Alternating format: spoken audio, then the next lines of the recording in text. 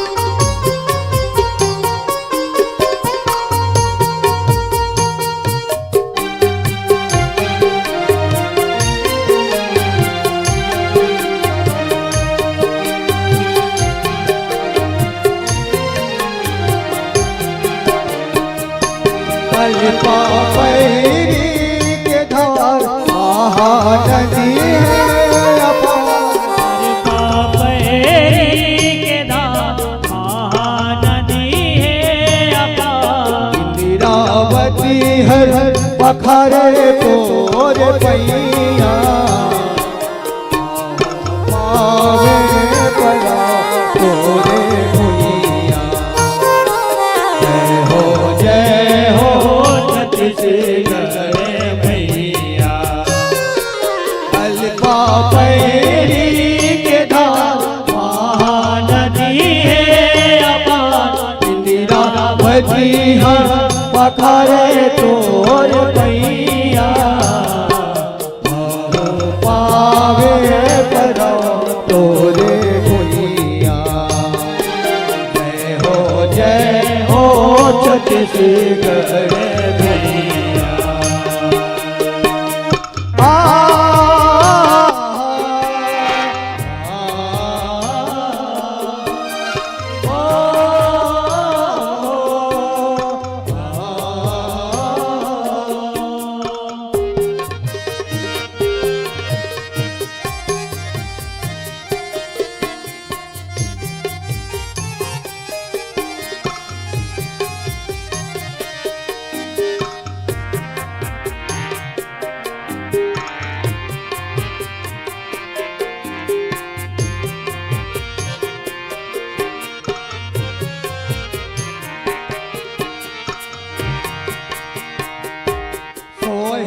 बिंदिया सहे घाटे डोंगरी पहाड़ बिंदिया सही घाट डोंगरी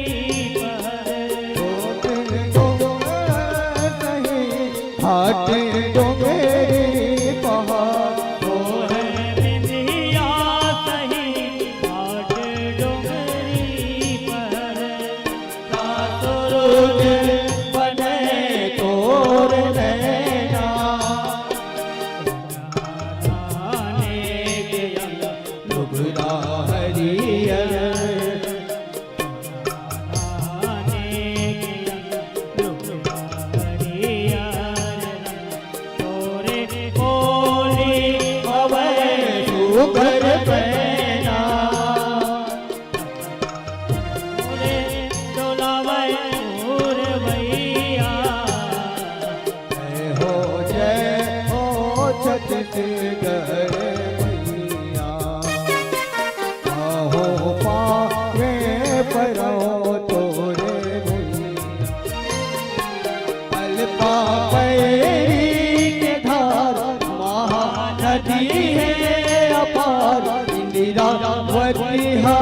पखारे तोर पैया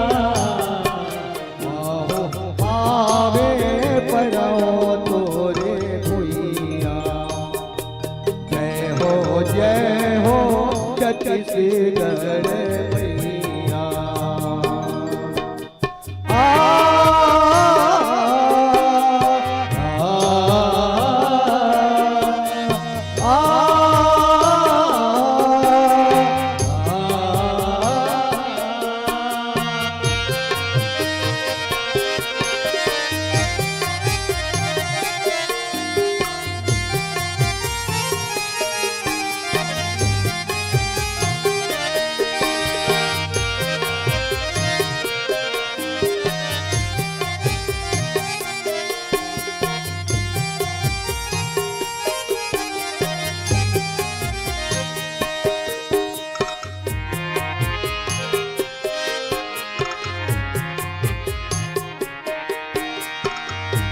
रायगढ़ हावे सुधर रे मोर मुकुट रायगढ़ हावे सुधर तोरे मोरे मुकुट पूजा और विलास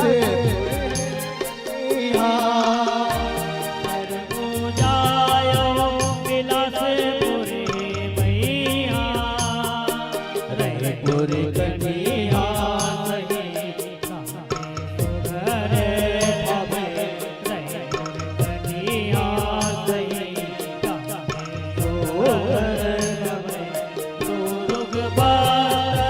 तोहे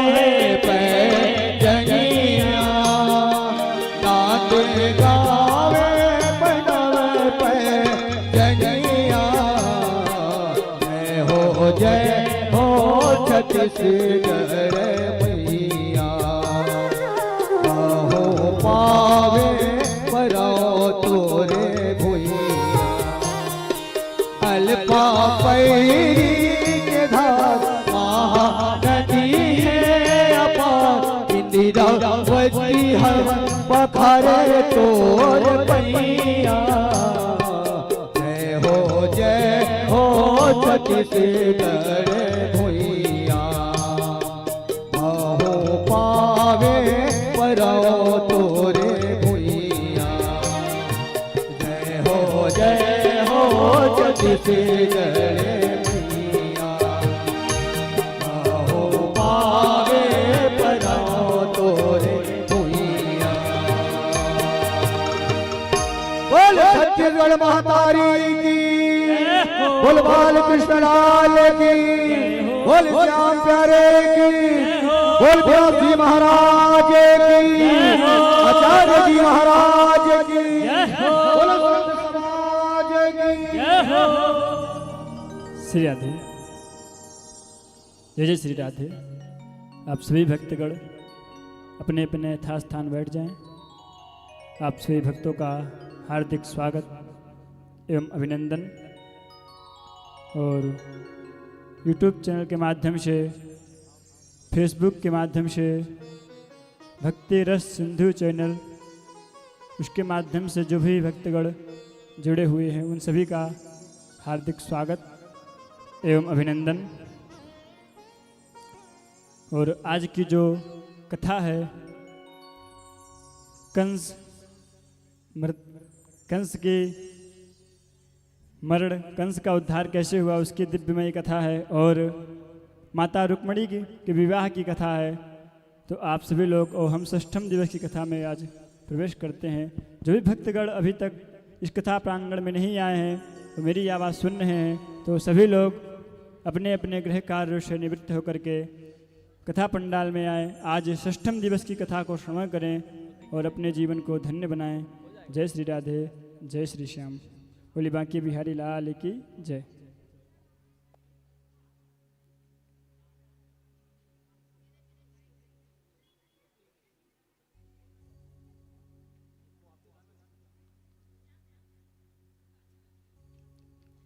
श्री राधे।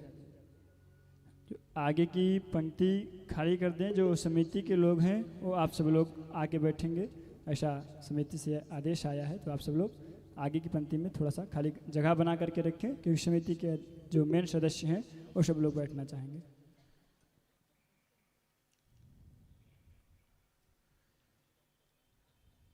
गुरुर्ब्रह्मा गुरुर्विष्णु गुरुर्देवो महेश्वर गुरु साक्षात् परब्रह्म तस्मै श्री गुरवे नमः। बर्हापीडं नटवरवपुः कर्णयो कर्णिकारं विप्रदवासः कनककपिशं वेदयन्तीं शमालां रन्ध्रान्वेनोरधरसुदया पूरयन् गोपवृन्दय वृन्दारण्यं स्वपदरमणं प्राविशद्गीतकीर्तिः। नारायणं नमस्कृत्य नरं चैव नरोत्तमं देवीं सरस्वतीं व्यासं ततो जयमुदीरये।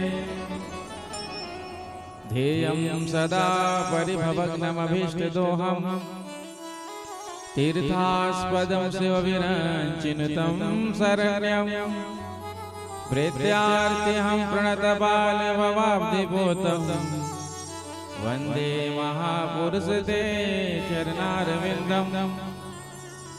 कृष्ण त्वदीयपदपङ्कजपञ्जरान्ते अद्यैव मे विशतो मानसराजहंसः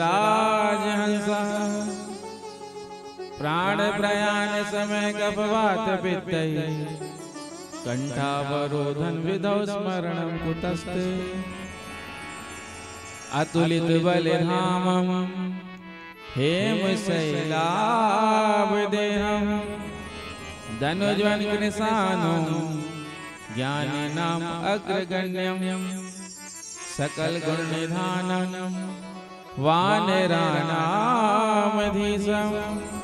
रघुपति प्रिय भक्तं वात जातं नमामि प्रणवो पवन कुमार खलवन पावक ज्ञान गणन जासु हृदयागा बसहि राम सर चाप धरन श्री सीतानाथ समारंभा श्री रामानंदार्य मध्यमा अस्मदाचार्य पर्यंता वंदे श्री गुरु परंपरा भक्ति भक्त भगवंत गुरु चतुर नाम बबु एक इनके पद वंदन किए तो नासत विघ्न अनेक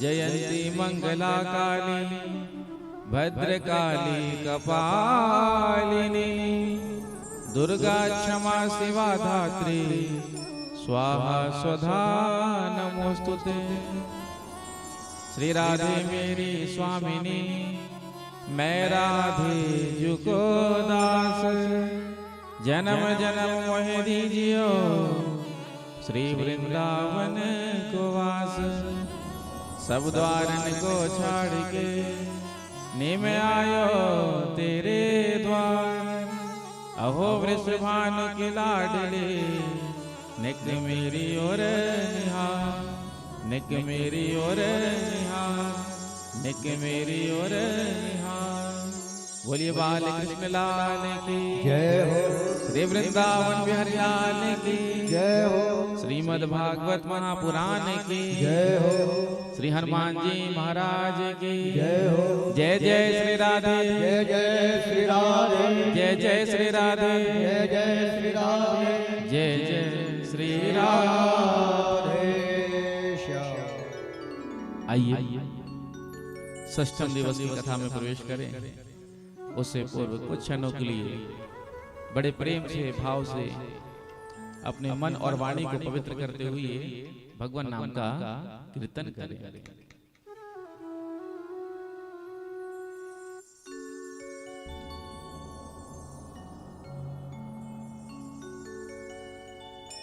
जय जय श्यामा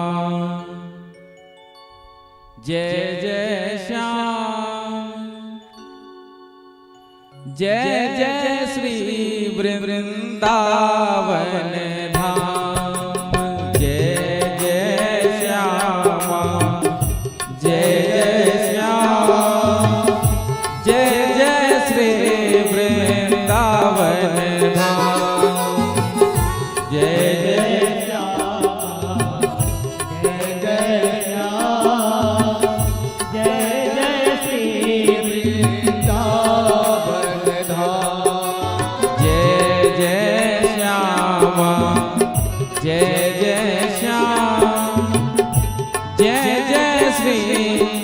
वृंदावन धाम जय जय श्याम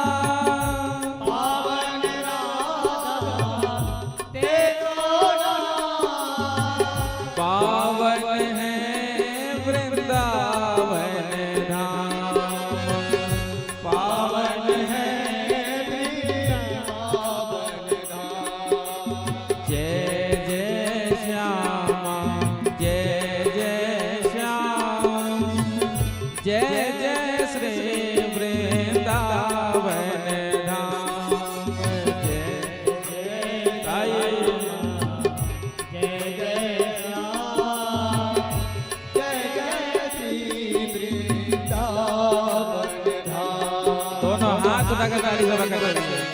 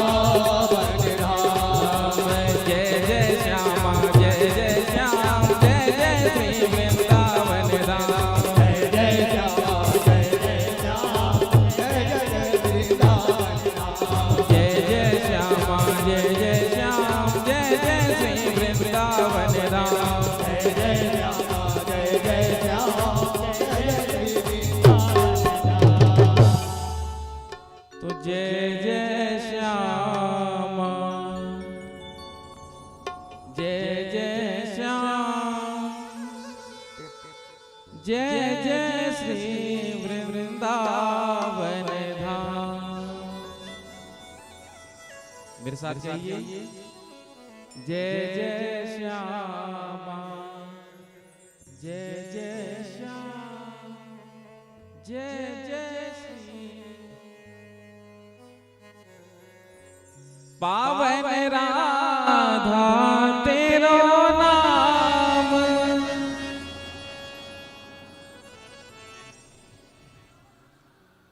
पावन श्री वृंदावन धाम।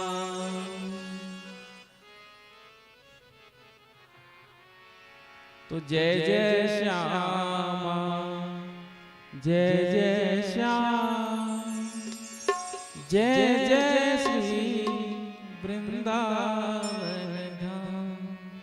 बोलिए बाल कृष्ण लाल की जय हो, श्री वृंदावन बिहारी लाल की जय हो, श्रीमद् भागवत महापुराण की जय हो, श्री हनुमान जी महाराज की जय हो, श्री सीतारामचंद्र भगवान की जय हो, श्री राधा कृष्ण भगवान की जय हो, श्री गौरी शंकर भगवान की जय हो, श्री लक्ष्मी नारायण भगवान की जय हो, अम्बे मैया की जय हो, दंतेश्वरी मैया की जय हो, जगन्नाथ स्वामी भगवान की जय हो, श्री सद्गुरुदेव भगवान की जय हो, छत्तीसगढ़ महातारी की जय हो, जय जय श्री राधे जय जय श्री राधे, जय जय श्री राधे जय जय श्री राधे, जय जय श्री श्री राधे श्याम।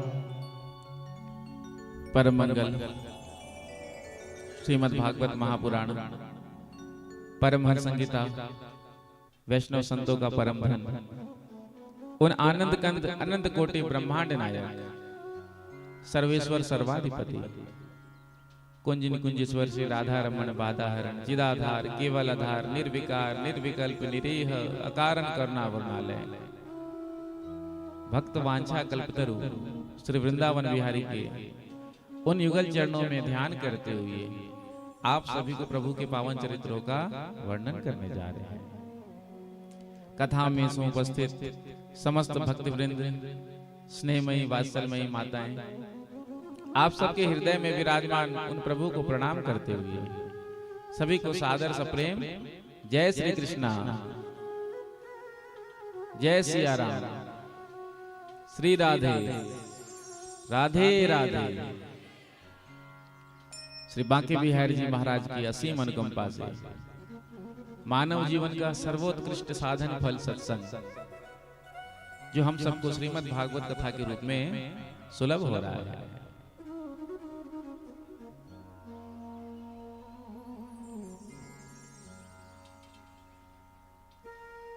जीवन का हेतु क्या है? मानव जीवन का उत्कृष्ट साधन क्या है? कभी हमने विचार किया? सर्वोत्कृष्ट साधन क्या है जीवों के लिए? कभी हमने चिंतन किया? सर्वोत्कृष्ट साधन मनुष्य के लिए सत्संग है। सत्संग में आने के बाद ही उसका विवेक जागृत होता है। विवेक तो हम सबके अंदर होता है, लेकिन वो मोह की रात्रि में सो जाता है। तो जीव जब सत्संग में आता है तो फिर मोह रूपी रात्रि की जो निशा है वो समाप्त हो जाती है और विवेक रूपी सूर्य का प्रकाश होता है। इसलिए सत्संग परम आवश्यक है। बिना सत्संग के किसी को प्रभु का दर्शन नहीं हुआ। आप श्रीमद् भागवत महापुराण सुन लीजिए, आप श्री रामचरितमानस की कथा सुन लीजिए, श्री शिव महापुराण की कथा सुन लीजिए, देवी भागवत की कथा सुन लीजिए। भगवान मिले हैं तो सत्संग के माध्यम से ही मिले हैं। या तो संतों की कृपा हो जाए तो भगवान मिले हैं। तो हम सबको सत्संग करना चाहिए। हमारे पास समय होता है सब काम करने के लिए, लेकिन सत्संग करने के लिए समय नहीं होता है। 4 घंटे की कथा होती है, हर जगह 4 घंटे ही होती है। पहले के समय में तो 2 पहर में कथा होती थी, 2 शिफ्ट में, सुबह 9 से 1 और उसके बाद अपराह्न 3 से 7, 8 घंटे कथा होती थी पहले। उसके बाद धीरे धीरे धीरे धीरे समय ऐसा आया, अब केवल एक समय, एक पहर की कथा होती है। अब 2 समय वाली कथा तो होती ही नहीं प्रायः। एक समय में कथा होती है, अपराह्न के समय में ही प्रायः होती है। 4 घंटे की कथा होती है, तो 4 घंटा भी हमारे पास नहीं होता है। कथा का समय 3 बजे होता है, तो क्या हम 3 बजे से पूर्व आकर अपना आसन ग्रहण करते हैं? जैसा कि बार बार सरिता दीदी कहती हैं, अधिकारी श्रोता बने, अधिकारी श्रोता। तो अधिकारी श्रोता किसे कहते हैं? जो समय से पूर्व, व्यास जी के आने से पूर्व अपने आसन को आकर ग्रहण कर ले, और व्यास जी जब उठ करके चले जाएं व्यासपीठ से, तो फिर अपने आसन को छोड़े। लेकिन यहाँ आरती होता नहीं है, उससे पहले ही प्रसाद लेकर के हम चले जाते हैं। प्रेम से कहो श्री राधे राधे। कथा का जो पूर्ण फल होता है वो मानो आरती ही है, आरती दर्शन है। आरती दर्शन करके आरती ले करके उसके बाद प्रसाद लेके प्रस्थान करना चाहिए। आते हैं हम 4 बजे, 5 बजे, 6 बजे और जाने की भी जल्दी रहती है। आते हैं हम अकेले और प्रसाद उनके लिए भी चाहिए। यदि देवी जी आई हैं कथा सुनने के लिए तो फिर प्रसाद जब लेते रहती है ना, तो जो प्रसाद बांटते हैं उसे कहती है कि एक और दे देना उनके लिए, वो नहीं आए हैं। यदि उनके लिए दे दिया तो फिर कहती है कि बच्चे के लिए भी दे देना। अब उनके लिए प्रसाद चाहिए तो उनसे भी कहो कि कथा में आइए। और मैंने कहा ही था, पत्नी कह दे पति ना, ऐसा हो ही नहीं सकता है। एक बार पत्नी कह दे अपने पति से कि जी आज आपको कथा में आना है, तो वो नहीं आए, ऐसा हो सकता है? असंभव। देवियां यदि कह दे तो देवता तो आएंगे। तो जब हम प्रसाद लेते हैं तो प्रसाद लेते समय हमको संतोष रखना चाहिए। प्रसाद का तो कण भी मिल गया तो उसको प्राप्त करके भी हमारा जीवन धन्य हो जाता है। अब हमने 2-4 बार ले लिया और जो पीछे से आ रहे हैं तो यदि उनको नहीं मिल पाया तो कभी कभी होता है ना, तो हम अपने लिए ही चाहते हैं, ये विचार करते नहीं कि हाँ और भी जो है उनको भी मिले। तो प्रसाद तो थोड़ा सा भी मिल जाए, और यहाँ तक शास्त्रों में तो कहा गया प्रसाद ना मिले तो जिसके हाथों में प्रसाद है उसका स्पर्श भी हो गया तो प्रसाद पाने का पुण्य मिल जाता है। प्रसाद में महत्व बुद्धि नहीं होती है कि कितना मिले। प्राय होता है ना, यदि प्रसाद पंजरी का भोग हो तो कई लोग जो है लेने से कतराते हैं, थोड़ा सा ही देना। और प्रसाद में यदि रबड़ी का भोग लगा है या राजभोग रसगुल्ला हो तो प्रसाद में हमारी महत्व बुद्धि है। प्रसाद में महत्व बुद्धि नहीं होना चाहिए। प्रसाद तो प्रसाद है, चाहे पंजरी का प्रसाद हो चाहे रबड़ी का प्रसाद हो, लेकिन उस प्रसाद में भी हमारी महत्व बुद्धि होती है। यदि पंजरी का रहेगा तो बस हम थोड़ा सा लेंगे, थोड़ा सा देना, और रबड़ी होगा, रसमलाई होगा, राजभोग होगा तो देते जाइए लेने वाले, तो फिर होता है ना। तो प्रसाद लेते समय संतोष रखना चाहिए। एक जगह कथा हो रही थी तो आज प्रसाद में जो है गाजर का हलवा बना था देसी घी में, और देसी घी में जो बने तो फिर उसका सुगंध जो है चारों तरफ प्रवाहित होता है। तो सुगंध तो बड़ा जोरदार, प्रेम से कहो श्री राधे। तो प्रसाद बगल में ही बन रहा था, जैसे चाट पकौड़ी बनता है तो कईयों के नासिका में सुगंध आ ही जाता होगा बैठे बैठे। प्रेम से कहो श्री राधे। तो प्रसाद बगल में ही बन रहा था, देसी घी में बन रहा था, तो कहने ही क्या सुगंध पूरे पंडाल में फैल रही थी। अब तो वो सोचे कि कब कथा विश्राम हो और कब गाजर का हलवा पाने को मिले। कई लोग तो कथा में इसलिए आते हैं कि मात्र प्रसाद मिल जाए। आपने देखा होगा कथा में भीड़ कब होता है?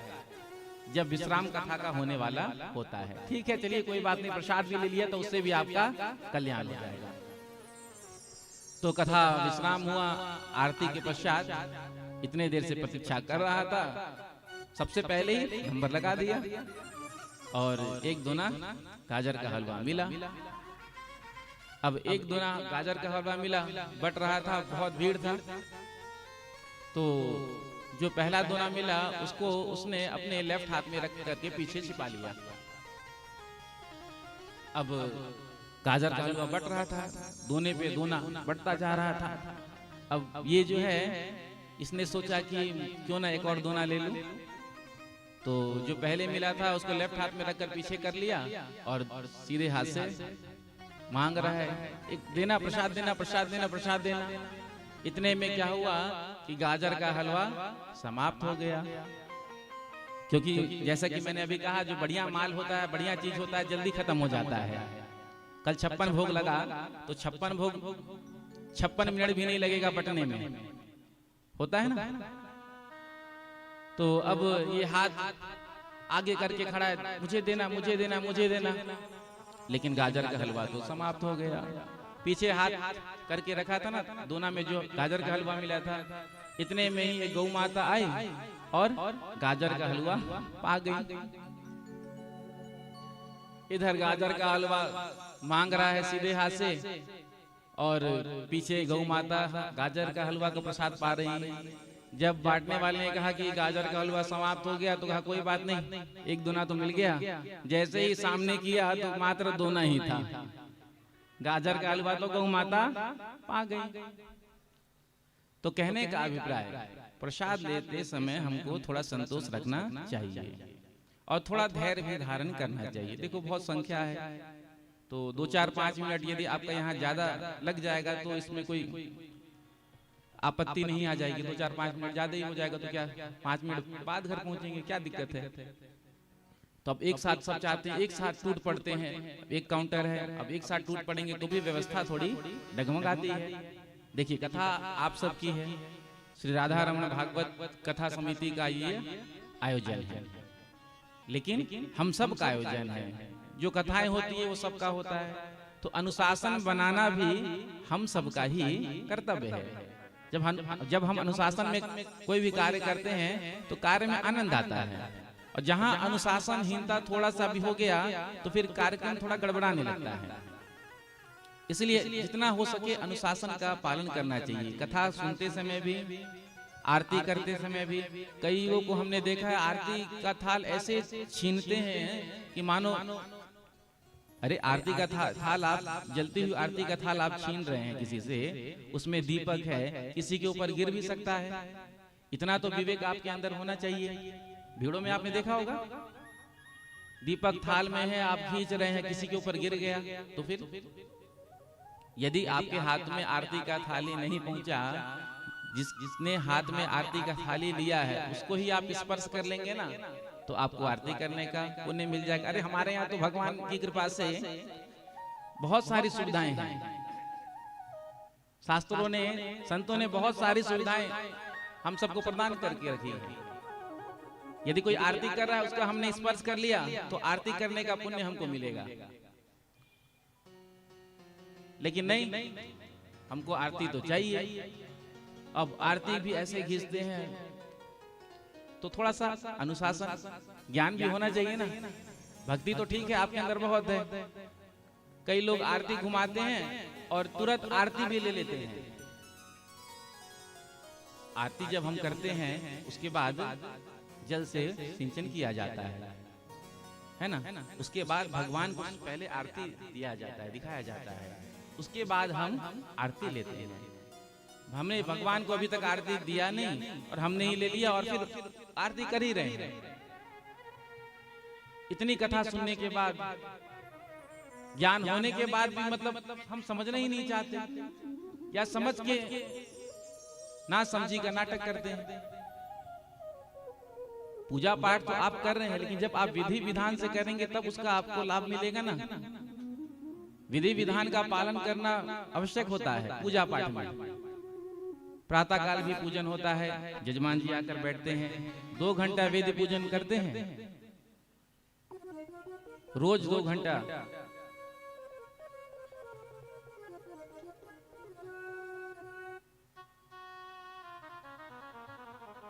तो यदि श्रद्धा है, भाव है, तभी तो करते हैं ना। नहीं तो कई जजमान तो पंडित जी से कहते, पंडित जी थोड़ा जल्दी कर देना, टाइम थोड़ा कम है। अरे यह समय जो मिला है भगवान की कृपा से, इसका तो आप जितना सदुपयोग कर लेंगे उतना आपके लिए अच्छा है। जितना ठाकुर जी से जुड़ जाएंगे, जितने समय के लिए जुड़ जाएंगे उतना अच्छा है।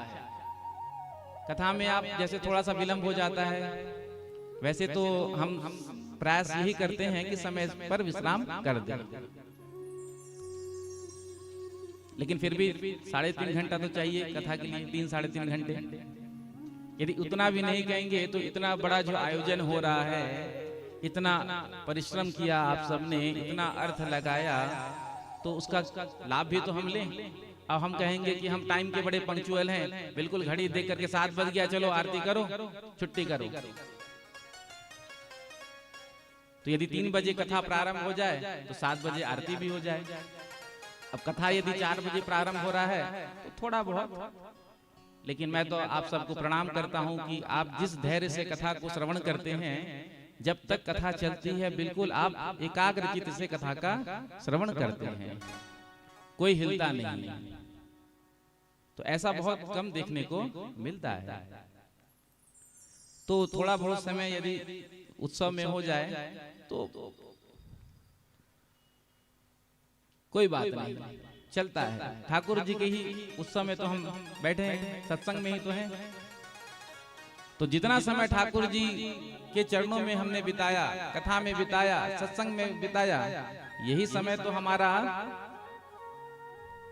सार्थक हुआ। जितना समय हमने ठाकुर जी के चरणों में बिताया, सत्संग में बिताया, प्रभु के दर्शन में लगाया, तीर्थों में लगाया, धामों में लगाया, वही समय हमारा सार्थक है। बाकी तो सब निरर्थक है, क्योंकि यदि हमारे साथ कुछ जाता है तो हमारे द्वारा किया गया सत्कर्म, बाकी कुछ नहीं जाएगा।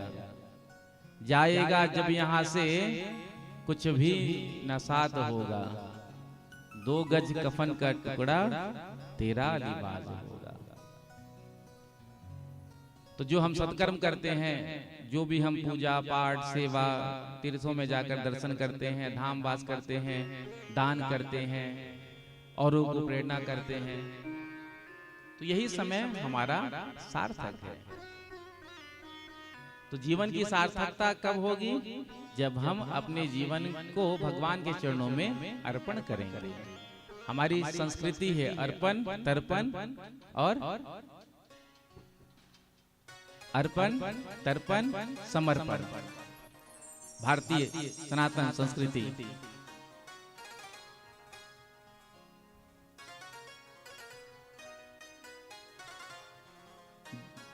हमको जो मिला है, भगवान ने हमको जो दिया है, तो हम समाज के लिए भी उसमें से निकाल करके कुछ ना कुछ योगदान करते हैं, अर्पण करते हैं।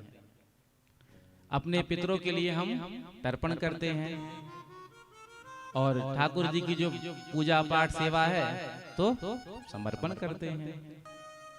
तो अर्पण, तर्पण, समर्पण की संस्कृति है हमारी, और अपनी संस्कृति को हमको भूलना नहीं है। प्रेम से कहो श्री राधे।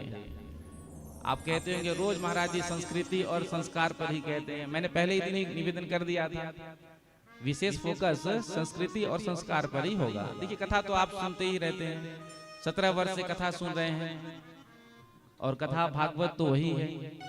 लेकिन कथा भागवत के माध्यम से ये जो आध्यात्म की चर्चा होती है कि हमको संसार में कैसे रहना चाहिए, हमारा संस्कार कैसा होना चाहिए, बच्चों में संस्कार कैसे आए, बच्चे भगवान से कैसे जुड़े, युवा भगवान से कैसे जुड़े, जो जीव प्रभु से विमुख है उनको हम कैसे भगवान से जोड़ें, यही तो हमारा उद्देश्य है ना। जैसे कि कल पत्रकार बंधु आए थे, रिपोर्टर बाइट लिया, तो उन्होंने पूछा हमसे कि कथा का उद्देश्य क्या है। तो हमने तो कहा भैया कथा का उद्देश्य यही है कि हमारे बच्चों के अंदर सनातन संस्कृति का भाव आए, संस्कार आए, हमारे युवाओं के अंदर संस्कार आए। और जब संस्कार होगा, क्योंकि आज हम अपने बच्चों को संपत्ति तो दे देते हैं लेकिन संस्कार नहीं दे पाते हैं, तो होता ये है आपने बच्चों को संपत्ति दिया, संस्कार नहीं दिया, तो सारा संपत्ति नष्ट हो जाएगा बिना संस्कार के। और यदि आपने अपने बच्चों को संस्कार दिया, संपत्ति नहीं दिया है, तो उस संस्कार के बल पर वो संपत्ति खड़ा कर लेंगे। प्राय यही हो रहा है समाज में। हम आज अपने बच्चों को केवल संपत्ति दे देते हैं, खूब कमा करके सोचते हैं कि बच्चों को ना जाने कितना संपत्ति दे दे, लेकिन संस्कार पर ध्यान नहीं देते हैं। तो संस्कार पर थोड़ा सा विशेष ध्यान देना चाहिए। और आजकल के बच्चे समझाने से नहीं समझते हैं। आजकल के बच्चे कैसे समझते हैं? करके दिखाने से। इसीलिए केवल समझाना नहीं है, करके दिखाना है। जो हमारा आचरण होगा, माता पिता का जैसा आचरण होता है ना, तद अनुसार बालक उसको स्वीकार करता है, ग्रहण करता है। यदि माता पिता मंदिर जाते हैं तो बेटा भी जाएगा, बेटी भी जाएगी। यदि माता पिता सत्संग में जा रहे हैं तो बच्चे भी जाएंगे। माता पिता सत्कर्म कर रहे हैं, पुण्य कर रहे हैं तो बच्चे भी करेंगे। माता पिता यदि कथा का आयोजन करा रहे हैं तो आगे आपके ही बच्चे इस आयोजन को लेकर के जाएंगे।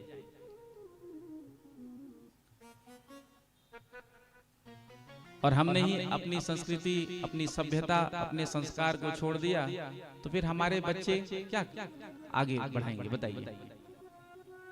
तो आजकल के बच्चों को समझाना नहीं चाहिए, करके दिखाना चाहिए। बिहार में कथा थी तो काठमांडू नेपाल से हमारे यजमान कथा सुनने के लिए आए थे। तो जब आए कथा के पश्चात मिलने के लिए कमरे में, तो प्रणाम नहीं किया, चरण स्पर्श। दोनों पति पत्नी अपने बच्चे के साथ आए थे। उनका पुत्र डॉक्टर है। फिर 10 मिनट बैठे और जब जाने लगे तो जजमान जी ने प्रणाम किया, उसके पीछे से अर्धांगिनी जी ने प्रणाम किया। जैसे ही जजमान जी ने प्रणाम किया, अर्धांगिनी ने उनकी प्रणाम किया, तो उनका बच्चा जो डॉक्टर था उसने भी प्रणाम किया। तो हमने मनी मनी देखो विचारा कि देखो आज के समय में इतने बड़े बच्चे हो गए हैं, वो भी अपने माता पिता को फॉलो करते हैं। फिर बच्चों पर तो संस्कार का कितना असर होगा। तो इसीलिए हम सबका जैसा आचरण होगा वैसा ही हमारे बच्चों का आचरण होगा। हम यदि संतों को प्रणाम करते हैं तो हमारे बच्चे भी संतों को प्रणाम करेंगे। एक गांव में कथा चल रही थी तो एक भक्त क्या सेठ जी थे, सेठ जी पहुंचे कथा में और ब्यास जी से निवेदन किया कि घर पर आकर के अपना चरण रखें, आपका पाद प्रक्षालन हो जाए तो हमारा कल्याण हो जाए। क्योंकि कथा में सुना था कि संतों के, ब्राह्मणों के पाद प्रक्षालन यदि घर में हो जाए तो उस घर का जो अनिष्ट है वो समाप्त हो जाता है और उस घर में मंगल होता है। तो भाव तो नहीं था, लेकिन सोचा कि चलो हमारे घर का अनिष्ट जो भी बुरा होगा महाराज जी लेकर चले जाएंगे। होता है ना, साधु महापुरुषों का जब आगमन होता है तो क्या होता है, हमारे घर का जो अमंगल होता है, जो नेगेटिव वाइब्स होता है, वातावरण होता है, वो समाप्त हो जाता है। सकारात्मक ऊर्जा का संचार होता है। तो सेठ जी ने अपने बच्चे से कह दिया था कि जब महाराज जी आएंगे ना तो चरणों में प्रणाम करना, आशीर्वाद लेना, क्योंकि संतों का आशीर्वाद लेने से पाप क्षय होता है, पाप समाप्त होता है। अब महाराज जी पधारे, माला पहनाया, उसके बाद तिलक लगाया, चरणों का प्रक्षालन किया। उसके बाद सेठ जी अपने बच्चे को इशारा कर रहे हैं पैर छूने के लिए। 2 मिनट हो गया, इशारा कर रहे हैं। अब बोले तो नहीं, लेकिन इशारों में ही कह रहे हैं कि पैर छुओ। तो जब संत जी ने देखा पिता को कुछ इशारा करते हुए अपने पुत्र की ओर, तो संत जी ने पूछा क्या इशारा कर रहे हो? तो सेठ जी ने कहा कि मैंने अपने बच्चे से कहा था कि जब आप घर पर आए ना तो आपके चरणों में प्रणाम करके आपका आशीर्वाद लें। तो संत जी ने कहा कि सबसे पहले तुम प्रणाम करो। सेठ जी ने चरणों में प्रणाम किया। जैसे ही सेठ जी ने प्रणाम किया, बच्चे ने देखा, बच्चे ने आकर के संत जी को प्रणाम किया। तो आजकल के बच्चे समझाने से नहीं समझते हैं, आजकल के बच्चे करके दिखाने से समझते हैं। यदि हम अपने माता पिता की सेवा करते हैं, कर रहे हैं, तो हमारे बच्चे भी हमारी सेवा करेंगे। यदि हम अपने माता पिता की, अपने बड़े बुजुर्गों की सेवा नहीं करते हैं तो वो भी हमारी सेवा नहीं करेंगे। क्योंकि बच्चे जैसा देखते हैं उसको ही ग्रहण करते हैं। तो माता पिता का भी आचरण जो है बड़ा निर्मल और पवित्र होना चाहिए। माता पिता के अंदर भी संस्कार होना चाहिए। जब माता पिता के अंदर संस्कार होगा तो बच्चे के अंदर ऑटोमेटिक संस्कार का जन्म होगा। तो हम संस्कारवान बने, संपत्तिवान भले ना बने, यदि संस्कार होगा तो देखो संस्कार से ही तो ख्याति मिलती है, यश और कीर्ति का विस्तार संपत्ति से नहीं होता है। अनेक संपत्ति वाले बैठे हैं, न जाने कितनी संपत्ति है, लेकिन क्या संपत्ति के बल पर वो सम्मान मिलता है जो तो भगवान अभिमान अपने भक्त के अंदर रहने नहीं देते हैं। जैसे ही देखते हैं भगवान मेरे भक्त के अंदर अभिमान आ रहा है तो उस अभिमान को दूर करने के लिए भगवान कोई ना कोई लीला करते हैं। तो इंद्र के अभिमान को नष्ट करने के लिए भगवान ने गिरिराज महाराज का पूजन करवाया। जब इंद्र को पता चला कि हमारी पूजा का विरोध किसने किया, कृष्ण ने, तो आज इंद्र ने भगवान को गालियां देना शुरू कर दिया। वाचालम बालिसम स्तब्ध मग्यम पंडित मानिनम। वो कृष्ण अपने आप को बड़ा पंडित मानता है, उसने मेरा पूजा का विरोध किया और उसके कहने पर सारे ब्रजवासियों ने आज मेरा अपमान किया। हर वर्ष पूजा करते थे ब्रजवासी, एक वर्ष नहीं किए तो क्या बात है, अगले वर्ष फिर हो जाता। लेकिन अभिमानी व्यक्ति का स्वरूप है ना, अभिमानी व्यक्ति जो है वो हमेशा अपने लिए सम्मान चाहता है। तो आज इंद्र को जब पता चला तो इंद्र ने कहा इन ब्रजवासियों को तो मैं दंड दूंगा, इन्होंने मेरा अपमान किया है। तो सांवर्तक मेघों को आज्ञा दिया, जो मेघ प्रलय काल में बरसते थे, जब प्रलय का समय आता है ना तो जो मेघ बरसते थे वही मेघ बरसने लगे। हाथी के सूंड के बराबर मोटे मोटे बूंद गिरने लगे, चारों तरफ अंधकार छा गया, कहीं किसी को कुछ नजर नहीं आ रहा है। ब्रजवासियों के अंदर एक भाव बहुत प्रिय और सुंदर है, कोई भी विपत्ति संकट कुछ आता है तो सीधे श्री कृष्ण की शरण में चले जाते हैं। तो ऐसे ही हम सब का भी भाव होना चाहिए। जीवन में यदि कोई आपत्ति विपत्ति कष्ट संकट आ गया तो इधर उधर ना भटकते हुए सीधे प्रभु के चरणों में जाकर के अपना समर्पण कर देना चाहिए। ब्रजवासियों ने कितना सुंदर कहा, कृष्ण कृष्ण महाभाग त्वन्नाथम गोकुलम प्रभो त्रातुमर्हसि देवानः कुपिताद भक्तवत्सला। सभी ब्रजवासी कितना सुंदर प्रभु से कह रहे हैं, आइए आप भी मेरे साथ कहिए, ओ पालनहारे निर्गुण ओ न्यारे, ओ पालनहारे निर्गुण ओ न्यारे, तुम बिन हमरा कोई नहीं, तुम बिन हमरा कोई नहीं। ओ पालनहारे निर्गुण ओ न्यारे, ओ पालनहारे निर्गुण ओ न्यारे, तुम बिन हमरा कोई नहीं, तुम बिन हमरा कोई नहीं।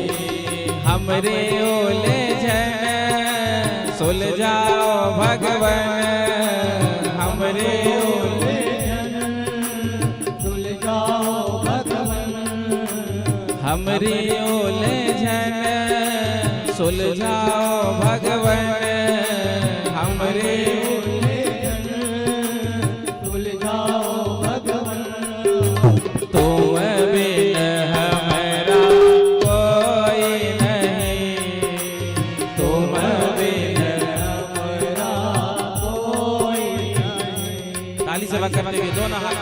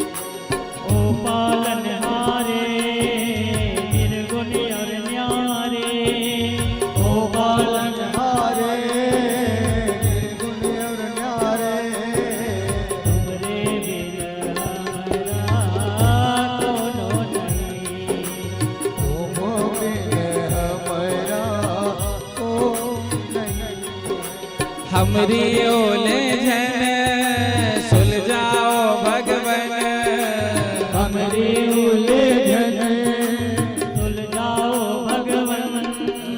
तुम बिन हमरा कोई नहीं, तुम बिन हमरा कोई नहीं, प्रभु बिन हमरा कोई नहीं, प्रभु बिन हमरा कोई नहीं। तो ब्रजवासियों ने प्रार्थना किया, कृष्ण कृष्ण महाभाग त्वन्नाथम गोकुलम प्रभु। हे महाभाग कृष्ण, गोकुल के नाथ केवल आप हैं, उस कुपित इंद्र से हमारी रक्षा करें आप। प्रभु ने कहा, देखो हम सब ने कल किसकी पूजा की थी? किसकी पूजा की थी? गोवर्धन महाराज की। तो जिस देवता ने अपनी पूजा कराई है ना, वही हम सबकी रक्षा भी करेंगे। चलो गिरिराज जी की शरण में। सारे ब्रजवासियों को लेकर के गिरिराज जी की शरण में प्रभु आ गए और सबसे कहा, नाम कीर्तन करो। सभी गाने लगे, गिरिराज धरन प्रभु तुम्हारी शरण। इतने में ही प्रभु ने कहा, देखो अभी अभी मेरे देवता ने मेरे कानन में कहो है कि यदि इंद्र ज्यादा पानी बरसावे लग जाए तो मोको उठा करके छाता बना लियो। ब्रजवासियों ने कहा, गोपो वालों ने कहा, अरे लाला कन्हैया, 7 कोस के गिरिराज आपने दर्शन किया ना, अरे ये कैसे उठ जाएंगे, ये कैसे हम उठाएंगे? भगवान ने कहा, बिना प्रयास किए हार नहीं मानना चाहिए, कम से कम प्रयास तो करके देखो। होना या ना होना ये तो ऊपर वाले के हाथ में है, लेकिन हम पहले ही हार मान जाते हैं। कम से कम प्रयास तो करो। देखते ही देखते भगवान श्री कृष्ण ने अपने कनिष्ठ उंगली से गिरिराज जी को उठा लिया। बोलो गिरिराज महाराज की जय हो। और सारे ब्रजवासियों से प्रभु ने कहा कि सब गिरिराज जी की शरण में आ जाओ। सारे ब्रजवासी गिरिराज जी की शरण में आ गए और बड़ा ही सुंदर कल यहाँ झांकी का भी हम सबने दर्शन किया। ऐसा लग रहा था कि मानो साक्षात ठाकुर जी ने यहाँ गिरिराज महाराज को अपने कर कमलों पर उठाया। बड़ा ही सुंदर प्यारा दृश्य था, बड़ा अद्भुत कल का झांकी था। और कन्हैया भी बिल्कुल ऐसे लग रहे थे कि कन्हैया ही हैं साक्षात। जो स्वरूप था कहना क्या, और उसके बाद जो पर्वत को उठाया कहना ही क्या। जीवंत झांकी जिसको कहते हैं ना, कल हम सब ने दर्शन किया। 7 दिन तक घनघोर वर्षा होता रहा। 7 दिन तक मेरे गोविंद ने अपने एक ही अंगुरिया पर गिरिराज को उठा रखा है। यशोदा मैया ने ग्वाल बालू से कहा, गोपो से कहा, अरे मेरो नेक्सो लाला 7 दिन अंते अकेले ही अपनी एक अंगुरिया पर गिरिराज को उठा रखा है, नेक अपनो अपनो सहारा लगा दो। तो गोप और ग्वाल वालों ने कहा, लाला कन्हैया देख हम सब ने सहारा लगा दिया, अब तू नेक आराम कर ले। तो गोपों ने अपना हाथ लगाया, ग्वाल वालों ने डंडा लगाया और खड़े हो गए। प्रभु से कहा, कन्हैया से कहा, कन्हैया नेक अपनो हाथ नीचे कर ले, नेक आराम कर ले, थक गए होगो। कन्हैया ने कहा, कोई बात नहीं, मैं नहीं थका हूं। अब ग्वाल वाल गोप एक हाथ लगाए, थोड़ी देर में ये हाथ दर्द होने लगा। अब एक हाथ को आप कितने देर तक ऊपर रख सकते हैं? थोड़ी देर। जब ये दर्द होने लगा तो इसको नीचे करके दूसरे को ऊपर लगा लिया। जब ये दर्द होने लगा तो फिर लाठी का जो है कंधे का सहारा दिया लाठी को और खड़े हो गए। और तन करके ग्वाल बालू ने कहा, अरे लाला कन्हैया चल अपना हाथ हटा ले, हम सब ने गिरिराज को उठा रखा है। कन्हैया ने कहा, तुम सब ने उठा रखा है, मैं अपने अंगुरिया को नीचे कर लूं? ग्वाल बालू ने कहा, अरे तू क्या समझ रहा है कि तेने अपने अंगुरिया पर ही गिरिराज को उठा रखा है? ये हम सबके हाथन लगे हैं, ये सबके लाठी डंडा क्या ये सब कोई काम के नहीं है, चल हटा। प्रभु ने कहा, संभाल लेना। ग्वाल बालू ने कहा, बिल्कुल संभाल लेंगे। जैसे ही प्रभु ने अपनी अंगुरिया को थोड़ी सी नीचे की, सोई चटचटा करके जितने भी लाठी लगे थे सब टूट गए। ग्वाल वालों ने कहा, गोपों ने कहा, बचाइयो बचाइयो बचाइयो, नहीं तो आज ही हमारो गोविंदाय नमो नमः है जाएगा। तो 7 दिन तक मेरे प्रभु ने गिरिराज जी को अपने एक ही अंगुरिया पर धारण कर रखो। जब मेघ शांत हो गए, जितना भी वर्षा का जल था सब खत्म हो गया। अब टैंकर में जितना पानी होगा उतना ही तो बहा सकता है कोई, मेघों का जल ही समाप्त हो गया। तो जब पानी बरसना बंद हुआ तो भगवान ने यथा स्थान गिरिराज जी को रखा। जाकर के मेघों ने इंद्र से कहा कि जितना भी पानी था सब उड़ेल दिया, लेकिन फिर भी आश्चर्य की बात यह है कि ब्रज में पानी का नामो निशान नहीं, धूल उड़ रहा है। इंद्र को बड़ा आश्चर्य हुआ। इधर जब ब्रजवासी अपने अपने घर पर आए तो उन्होंने भी देखा 7 दिन तक इतनो घनघोर वर्षा भई हो, लेकिन कहीं भी पानी का नामो निशान नहीं। रात्रि में वर्षा होता है तो सुबह जब हम उठते हैं तो दिख जाता है रात्रि में पानी हुआ है। क्यों? कहीं ना कहीं पानी तो जमा होता है। तो 7 दिन तक वर्षा भई हो, लेकिन ब्रज में तो कहीं पानी का नामो निशान तक नहीं। ब्रजवासियों को आश्चर्य हुआ, लाला कन्हैया, अरे इतना वर्षा भई हो, वर्षा का जल कितको गयो? कन्हैया ने कहा, देखो ब्रजवासियों, कल हम सब ने किसकी पूजा की थी? बोलो, गोवर्धन भगवान की। और हम सब ने गोवर्धन भगवान को 56 भोग लगाया था। तो भगवान ने कहा कि क्या किसी ने गोवर्धन महाराज को पानी पिलाया? ब्रजवासी बोले, लाला तेरे देवता ने इतनो भोग लगायो, इतनो भोग लगायो कि हम तो पानी पीवाना ही भूल गए हो। तो भगवान ने कहा, जितना भी वर्षा का जल था सब मेरे देवता पान कर गए। ब्रजवासियों ने कहा, लाला तो बिल्कुल ठीक कहता है, क्योंकि जो ज्यादा भोजन करता है पानी भी वही पीता है।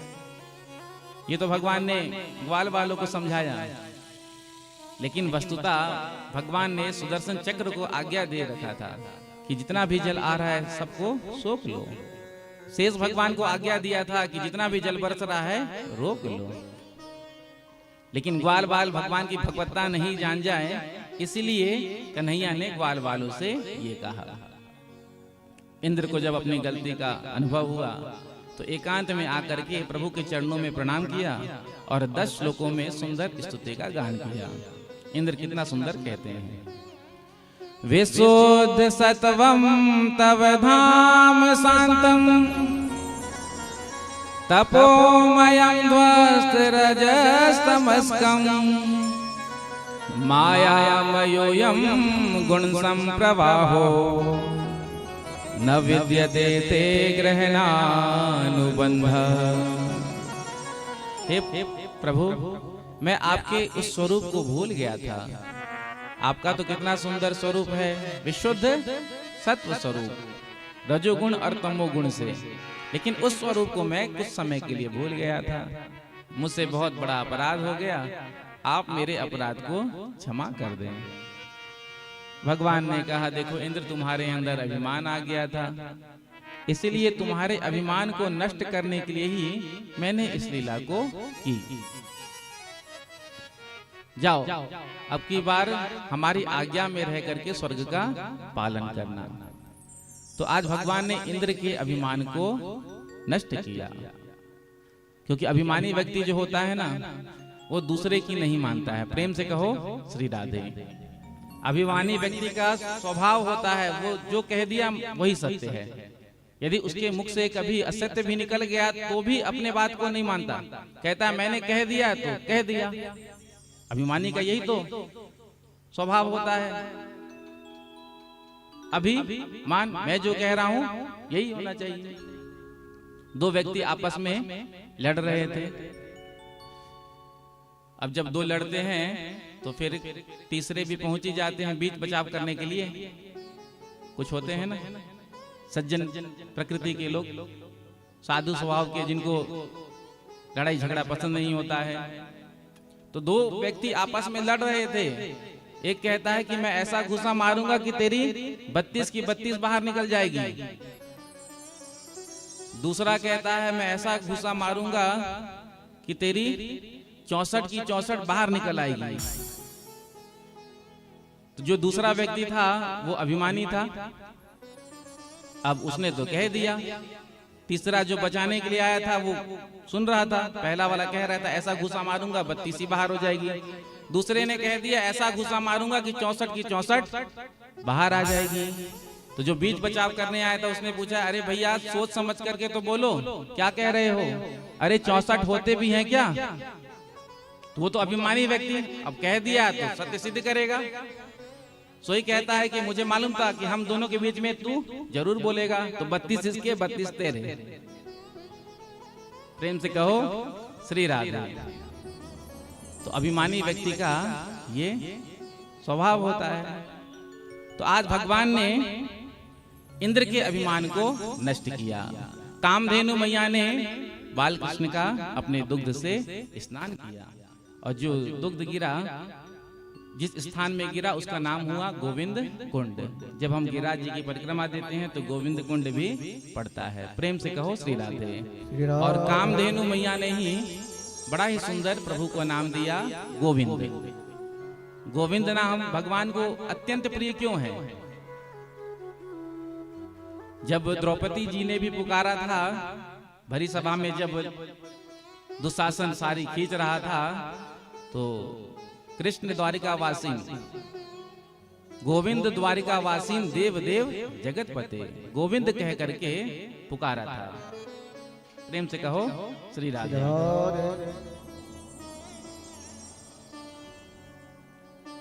गोविंद द्वारिकावासीन देव देव जगतपते। जैसे ही गोविंद कहा था द्रौपदी जी ने, भगवान तत्क्षण प्रकट हो गए थे। तो गोविंद नाम प्रभु को बड़ा प्रिय है। क्यों प्रिय है? क्योंकि किसने नाम दिया? भगवान की प्रिया गौ माता ने, इसलिए गोविंद नाम बड़ा प्रिय है। जो अपने जीवन में एक बार अपने मुख से गोविंद नाम गा लेता है ना, तो उसके जितने भी पाप होते हैं सब भस्म हो जाते हैं। प्रेम से कहो श्री राधे। श्री सुखदेव जी महाराज कहते हैं, एकादश्याम निराहार समभ्यर्चे जनार्दनम स्नातुम नंदस्तु कालिंद्या द्वादश्याम जलमा विसत। नंद बाबा का नियम था, एकादशी का व्रत करते थे, और एकादशी का व्रत नंद बाबा करते थे। कैसा करते थे? निराहार, निराहार रह करके करते थे। व्रत तो हम सब भी करते हैं, लेकिन कैसा करते हैं? जिस दिन घर में सबसे ज्यादा माल छने उसी दिन कोई ना कोई व्रत होता है। आज व्रत का स्वरूप हमने ऐसा बना दिया। कुट्टू का पकोड़ा भी होना चाहिए, आलू की सब्जी भी होना चाहिए, रबड़ी भी होना चाहिए, साबूदाना का खिचड़ी, साबूदाना का पकोड़ा, उसके साथ टमाटर की चटनी, और थोड़ा सा नमक, सिंधा नमक कम गिर जाए तो फिर कहते हैं इसमें तो नमक ही नहीं डाला। अब ये व्रत का स्वरूप है। व्रत के नाम पर ना जाने हम क्या क्या उड़ा रहे हैं। देखो, सर्वश्रेष्ठ तो व्रत तो निराहार रहकर होता है, और वो भी व्रत हम करते हैं। ज्येष्ठ मास में आता है ना निर्जला एकादशी, माताएं करती हैं, निर्जला व्रत करती हैं। और कब आता है? देखो, जब भीषण गर्मी होता है, जेठ का महीना, कितनी गर्मी होती है। यदि ठंड हो तो चलो चल जाएगा, ठंड में प्यास कम लगता है, गर्मी में कंठ ज्यादा सूखता है। लेकिन भगवान ने जो ये विधान बनाया है, सोच समझ कर ही बनाया ना। तो व्रत हम सब करते हैं, लेकिन व्रत के स्वरूप को हम नहीं जानते। एकादशी का व्रत हम सबको करना चाहिए। क्यों? क्योंकि एकादशी का व्रत करने से वैकुंठ लोक की प्राप्ति होती है, भगवान नारायण प्रसन्न होते हैं। ज्यादा नहीं कर सको तो कम से कम 108 व्रत तो जीवन में कर लो। यदि वो भी नहीं कर सकते हो तो ये जो निर्जला व्रत होता है ना, उस व्रत को ही कर लो। यदि हमने निर्जला व्रत कर लिया, निर्जला एकादशी का व्रत कर लिया, तो 24 एकादशी का व्रत का पुण्य हमको मिल जाता है। प्रेम से कहो श्री राधे। वैसे तो करना चाहिए 24 एकादशी, लेकिन यदि संभव ना हो तो निर्जला एकादशी कर लो। एक एकादशी में आपको 24 एकादशी का पुण्य मिल जाएगा, पूरे वर्ष भर का पुण्य मिल जाएगा। और व्रत करें तो निराहार रहकर करें, निराहार रहकर नहीं कर सकते हैं तो फलाहार लेकर के, जल दूध फल आदि लेकर के। ये जो सेंधा नमक के साथ जो हम सब पकोड़ा पूड़ी सब्जी ये सब खाते हैं, तो ये उत्तम व्रत नहीं है। ठीक है, चलिए आपने भोजन का त्याग किया, लेकिन व्रत की उतनी महिमा नहीं रहेगी। और यदि व्रत भी नहीं कर सकते हो तो कम से कम एकादशी के दिन अन्न ग्रहण नहीं करना चाहिए, चावल, क्योंकि एकादशी के दिन जितना भी पाप होता है वो सब अन्न में जाकर के बैठता है। यदि एकादशी के दिन कोई चावल खाता है तो मानो वो पाप ही खा रहा है। तो व्रत नहीं कर सकते तो कोई बात नहीं, कम से कम चावल का त्याग कर। तो नंद बाबा निराहार रह करके व्रत करते थे। रात्रि में आज 12 बजे नींद खुल गया। उस समय घड़ी तो होता नहीं था। ब्रह्म बेला समझा, जाकर जमुना जी में डुबकी लगाई। अब जलाशय में, तीर्थों में रात्रि के 12 बजे से लेकर के 3 बजे तक स्नान करना वर्जित है। क्यों? जल के जो देवता वरुण है वो विश्राम करते हैं। तो रात्रि में जलाशय में, तीर्थों में, धामों में, नदियों में स्नान करना नहीं चाहिए। पर्व आदि को छोड़ करके, जब कुंभ आदि का पर्व होता है तो 24 घंटे स्नान होता है, उसमें कोई दोष नहीं होता। क्यों? तब तो सारे देवता जागते ही रहते हैं। बाकी ऐसे समय में रात्रि में जलाशय में स्नान करना नहीं चाहिए। जो वरुण का अपमान हुआ, दूत ने आकर के नंद बाबा को पकड़ लिया, ले जाकर के कारागार में बंद कर दिया।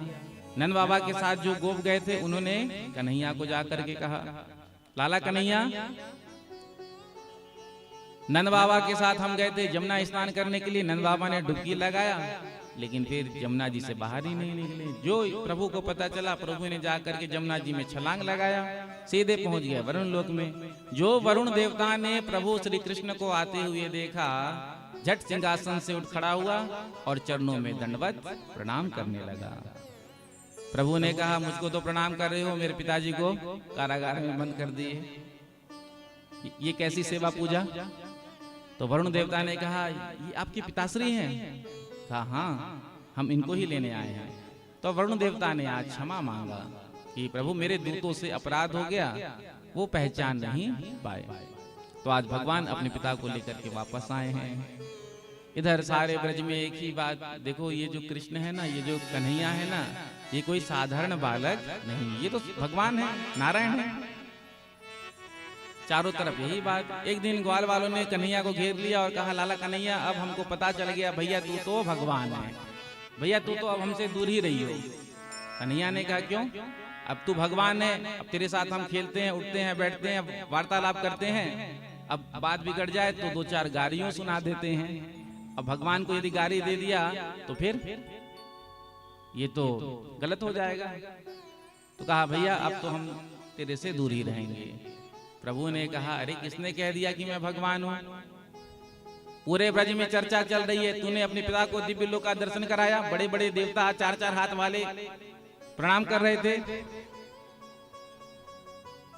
अब तू भगवान है तो भगवान बना रहे, लेकिन भैया अब तो हम तो से दूर ही रहेंगे। प्रभु ने कहा, देखो मैं भगवान नहीं हूं। तो ग्वाल बालू ने कहा, तू भगवान नहीं है तो तूने एक ही अंगुरिया से कैसे गिरिराज को उठा लिया? 7 कोस से गिरिराज तूने अपने अकेले अंगुरिया में उठा लिया। तो भगवान ने कहा कि देखो, मेरे गुरुदेव ने मुझे एक मंत्र प्रदान किया था और मुझे कहा था कि इस मंत्र को पढ़ते पढ़ते, जपते जपते मैं जिसकी नेत्रों में देखूंगा तो उसकी शक्ति मेरे अंदर आ जाएगी। अब जब मैंने गिरिराज को उठाया तो तुम सबन मेरे सामने खड़े थे। अब मैं वह मंत्र को जपता जाऊं और तुम सबके निगाहों में देखता जाऊं, आंखों में। तो तुम सबन की शक्ति मेरे अंदर आ गई, तासे मैं गिरिराज को अपने एक ही अंगुलिया से उठा लियो। ग्वाल बालू ने कहा, दारी के तभी तो हम सोच रहे थे कि हम सब कमजोर कैसे पड़ रहे हैं। पहले तो माखन चुरा, तो अब शक्तियों चुराना शुरू कर दियो। ग्वाल बालू ने कहा, देख तू भगवान है तो ठीक है, लेकिन हमारे अंदर भी इच्छा है कि तू हमें दिव्य लोक का दर्शन करा, जिसका दर्शन तूने अपने पिता को कराया। प्रभु ने कहा, दिव्य लोक का दर्शन करना चाहते हो, चलो मेरे साथ। लेकर प्रभु आए हैं ब्रह्म कुंड में। रंग जी का मंदिर जो है उसके बगल में ब्रह्म कुंड है।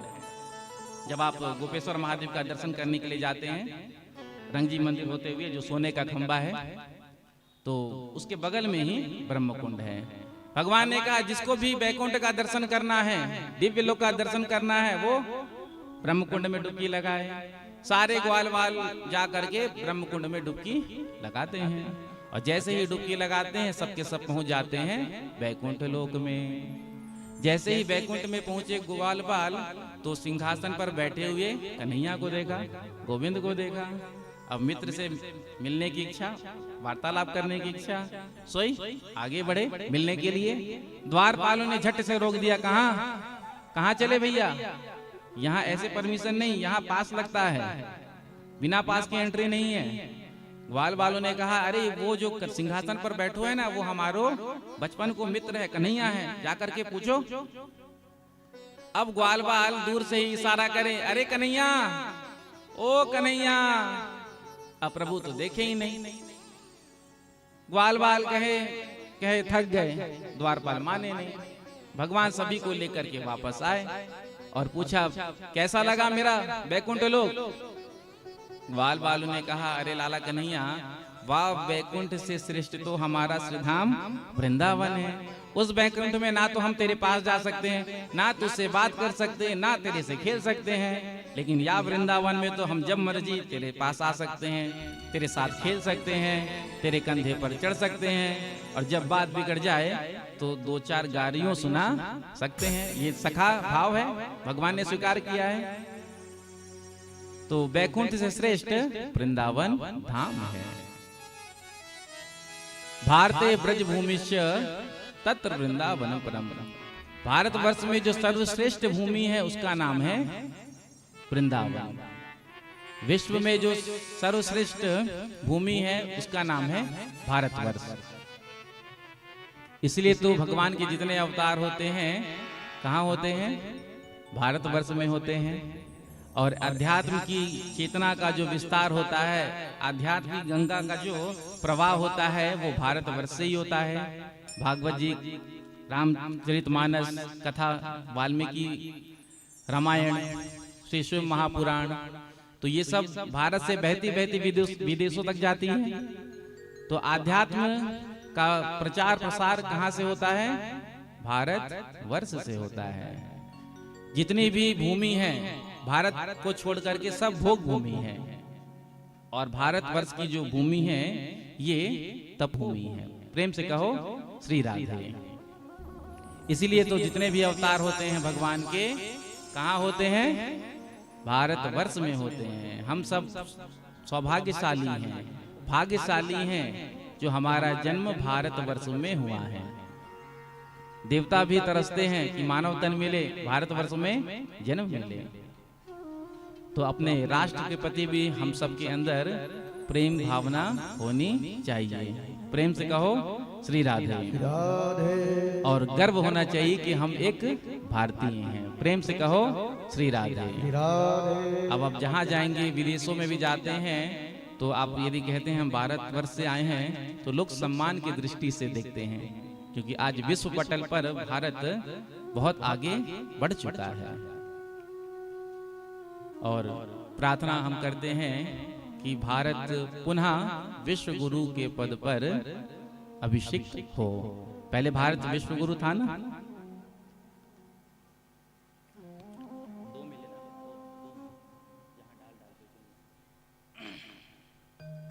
तो आइए मेरे साथ थोड़ा सा गा लीजिए।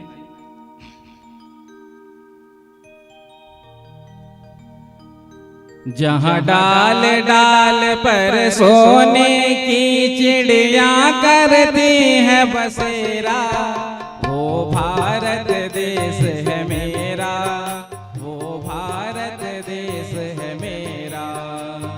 डाल डाल पर सोने की चिड़िया करती है बसेरा, वो भारत देश है मेरा, वो भारत देश है मेरा। जहाँ सत्य अहिंसा और धर्म का पग पग लगता डेरा, वो भारत देश है मेरा, वो भारत देश है मेरा, वो भारत देश है मेरा, वो भारत देश है मेरा। दोनों हाथ लगातार से करना है।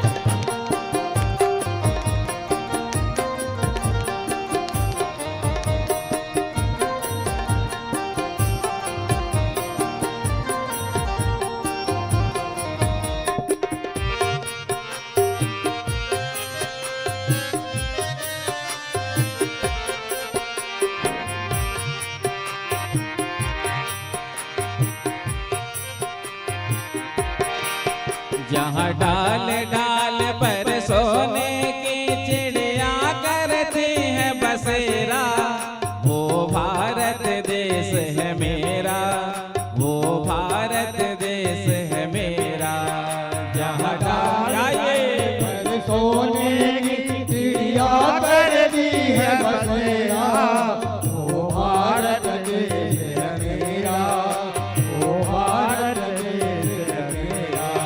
जहाँ सत्य अहिंसा और धर्म का पग पग लगता डेरा, वो भारत देश है मेरा, वो भारत देश है मेरा। अहिंसा और धर्म का पग पग लगता डेरा, वो भारत देश है मेरा, वो भारत देश है मेरा।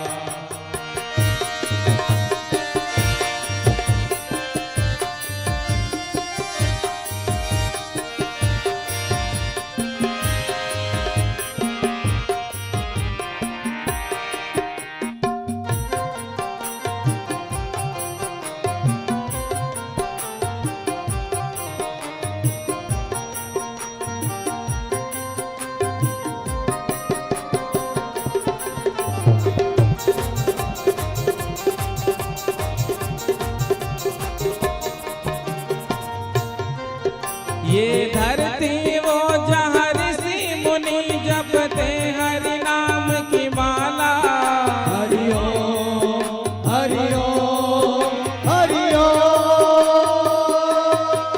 जहाँ हर एक बालक मोहन है और राधा हर एक बाला।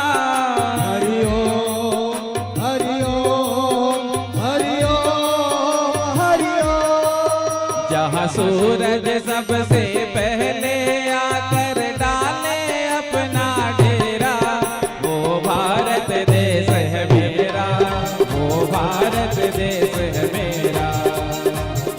डाल पर सोने की चिड़िया करती है बसेरा, वो भारत देश है मेरा, वो भारत देश है मेरा। दोनों हाथ में ताली से करते हुए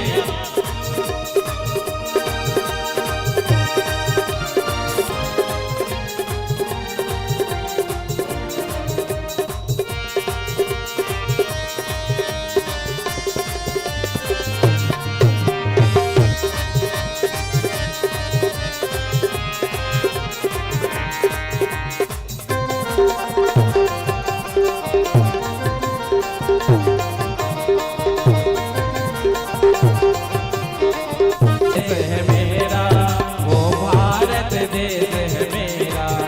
और प्रेम के बंसी जहाँ बजाते आए शाम सवेरा, वो भारत देश है मेरा, वो भारत देश। जहाँ डाल डाल पर सोने की चिड़िया करती है बसेरा, वो भारत देश है मेरा, वो भारत देश है मेरा।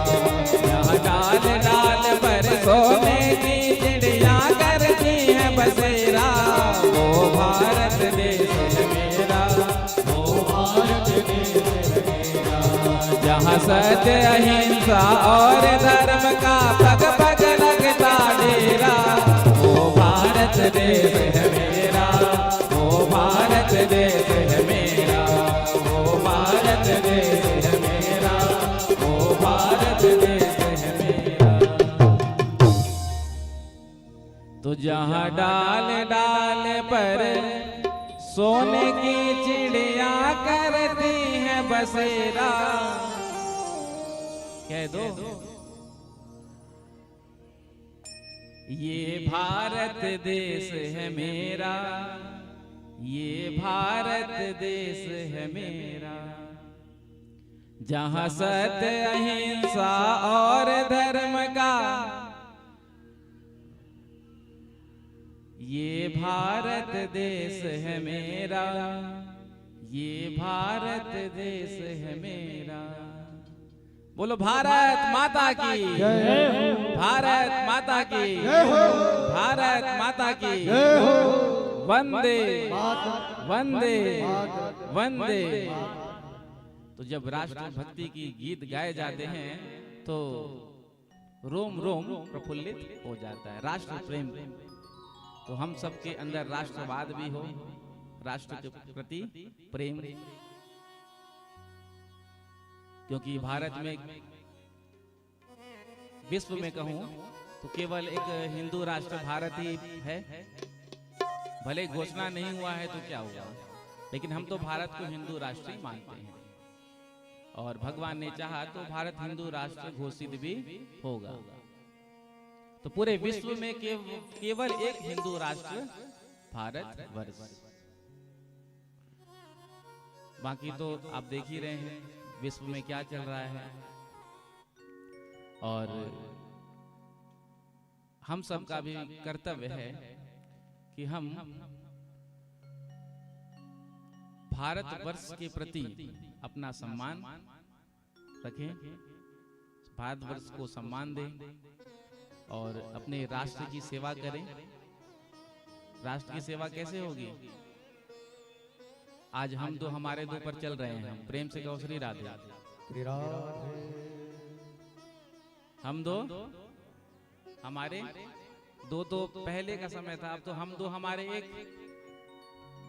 आगे चल के हम दो कुछ नहीं। प्रेम से कहो श्री राधे।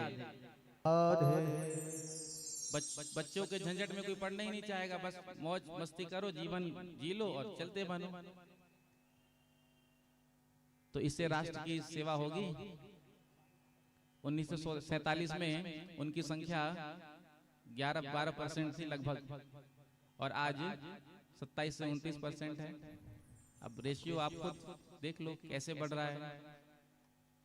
75 वर्ष हो गए आजादी को, अमृत वर्ष मना रहे हैं, तो फिर आगे आने वाले 75 वर्ष को आप देख लीजिए, 29 से 58 हो जाएंगे, और हिंदुओं की जो संख्या है वो कम होते जा रही है। और जहाँ हिंदू अल्पसंख्यक होता है वहाँ क्या होता है, यदि आपको देखना है तो बांग्लादेश देख लो। आज हिंदुओं पर कितना अत्याचार हो रहा है, जिंदा जलाया जा रहा है हिंदुओं को, टारगेट करके एक एक को ढूंढ करके हिंदू को। हिंदू है तो बांग्लादेश की क्या कहें, हमारे भारतवर्ष में ही कश्मीर में क्या हुआ था, पहलगाम में धर्म पूछ करके जो हिंदू थे समाप्त कर दिया। तो हिंदू कहीं सुरक्षित नहीं है, बांग्लादेश की छोड़ो भारतवर्ष में भी सुरक्षित नहीं है। तो इसका मुख्य कारण क्या है, हम सब एक नहीं हैं, और वो सब एक रहते हैं, तो हम सब इसलिए पीछे हो जाते हैं। तो विचार करने वाली बात यह है कि यदि ऐसा ही रहा तो आप भारत में ही देख लो, पश्चिम बंगाल में ही देख लो क्या हो रहा है, क्या होता है। भारतवर्ष में ही, भारत का ही राज्य है, लेकिन वहां भी हिंदुओं को टारगेट किया जाता है। तो इसका कारण मूल रूप से यही है कि हम सब एक नहीं हैं। जब हम सब सनातनी एक हो जाएंगे, हिंदू एकता की बात करते हैं, लेकिन लोग भाषण तो खूब देते हैं हिंदू एकता पर, सनातन एकता पर, लेकिन उसको स्वीकार नहीं करते हैं, आचरण में नहीं लाते हैं। हिंदू जागरण करने के लिए जगह जगह कार्यक्रम आयोजित किए जाते हैं, लेकिन जहां कार्यक्रम आयोजित करना चाहिए वहां नहीं करते हैं। जहां जागे हैं वहीं कार्यक्रम हो रहा है शहरों में।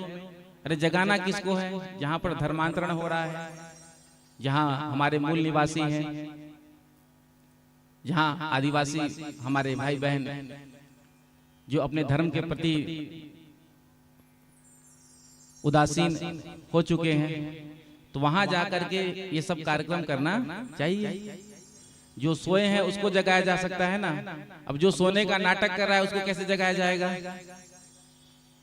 अब होता है ना, कभी कभी कोई सोने का नाटक करता है, यदि सो रहा है तो उसको तो एक ही बार में उठा दिया जाएगा, हाँ वो भी उठ जाएगा। लेकिन जो सो नहीं रहा है, सोने का नाटक कर रहा है, आप उसको कितना भी जगा दे रही है, वो जागने वाला नहीं, क्योंकि वो सो ही नहीं रहा है तो जागेगा कैसे? तो हमको जहां जिसको जगाना चाहिए वहां हम जगा नहीं रहे हैं, और जो जागे हुए हैं फिर उनको फिर जगाने की आवश्यकता ही नहीं है।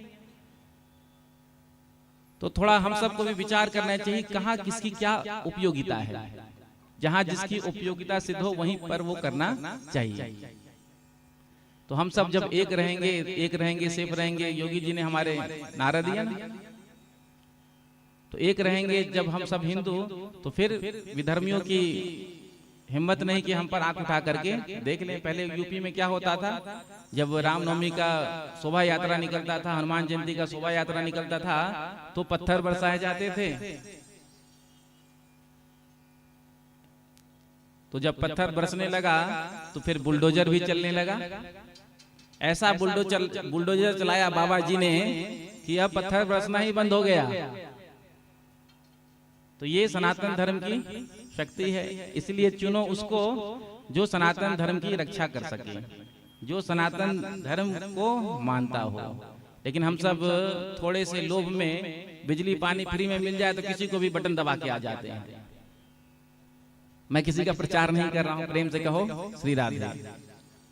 तो चुनना उसी को चाहिए जो हमारे राष्ट्र को आगे ले जाए, जो हमारे धर्म को संरक्षित और सुरक्षित रख सके, जो हमारे धर्म की बातें करे। वैसे क्योंकि हिंदू धर्म की जब चर्चा होती है तो कईयों का मुख बिगड़ जाता है, मुंह बिगड़ जाता है।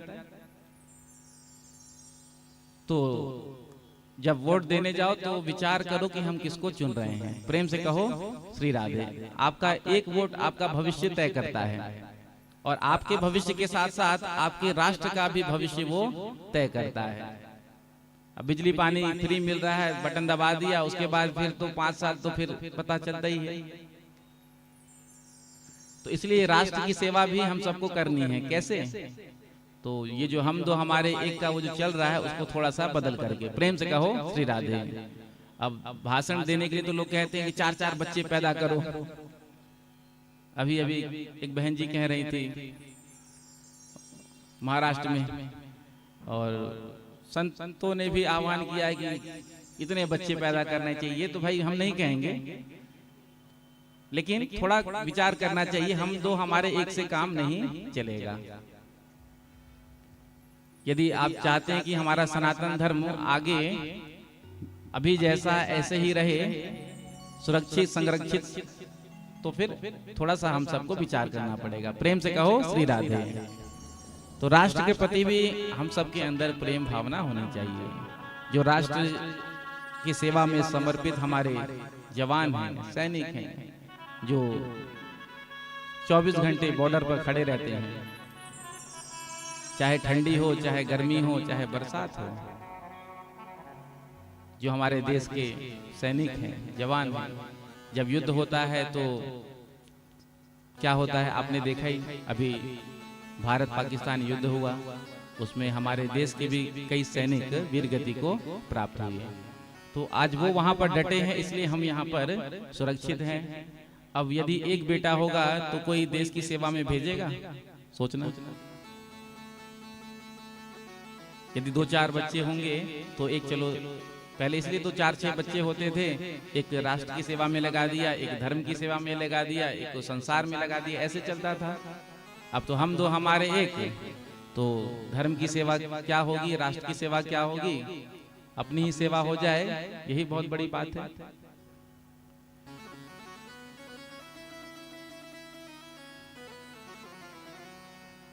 तो जो हमारे देश के वीर हैं, सपूत हैं, उन सब के लिए भी हमारे हृदय में प्रेम होना चाहिए और उनके लिए सम्मान होना चाहिए। प्रेम से कहो श्री राधे, क्योंकि वो वहां पर डटे हैं, इसलिए हम यहाँ पर सुरक्षित हैं। प्रेम से कहो श्री राधे। दिल दिया है जान भी देंगे, ए वतन तेरे लिए हो। दिल दिया है जान भी देंगे, ए वतन तेरे। हर कर्म अपना करेंगे, हर कर्म अपना करेंगे, ए वतन तेरे लिए हो। दिल दिया है जान भी देंगे, ए वतन तेरे लिए हो। दिल दिया है जान भी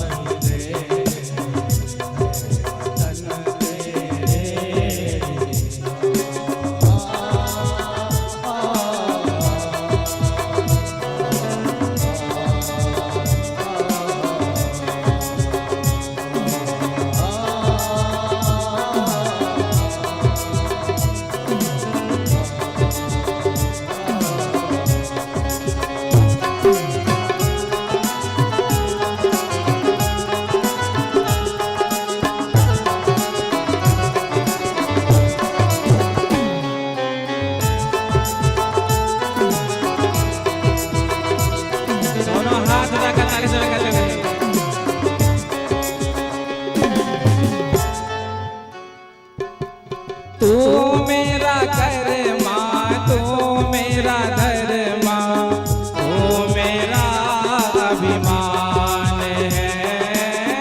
तू मेरा धर्मा, तू मेरा धर्मा, तू मेरा अभिमान है। ए वतन महबूब मेरे, तुझ पे दिल कुर्बान है। ए वतन महबूब मेरे, तुझ पे दिल कुर्बान है। हम जिएंगे और मरेंगे, ए वतन तेरे लिए। दिल दिया है जान भी देंगे, ए वतन तेरे लिए हो। दिल दिया है जान भी देंगे, वतन तेरे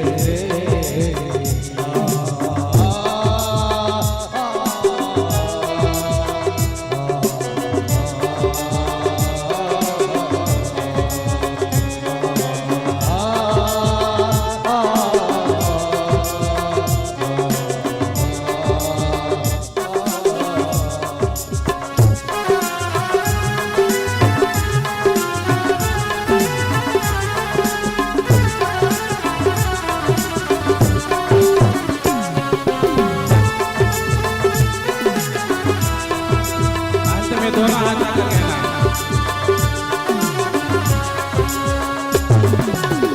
दिल दिया है जान भी देंगे, ए वतन तेरे लिए हो।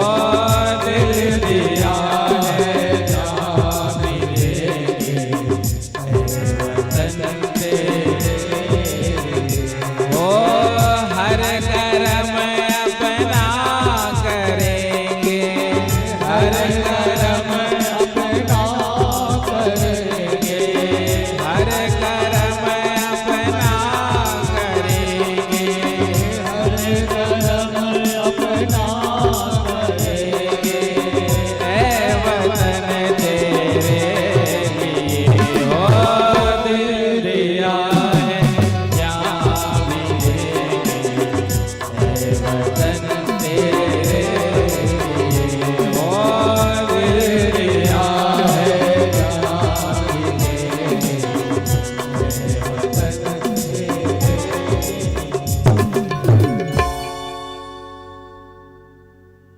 दिल दिया है जहाँ भी देंगे।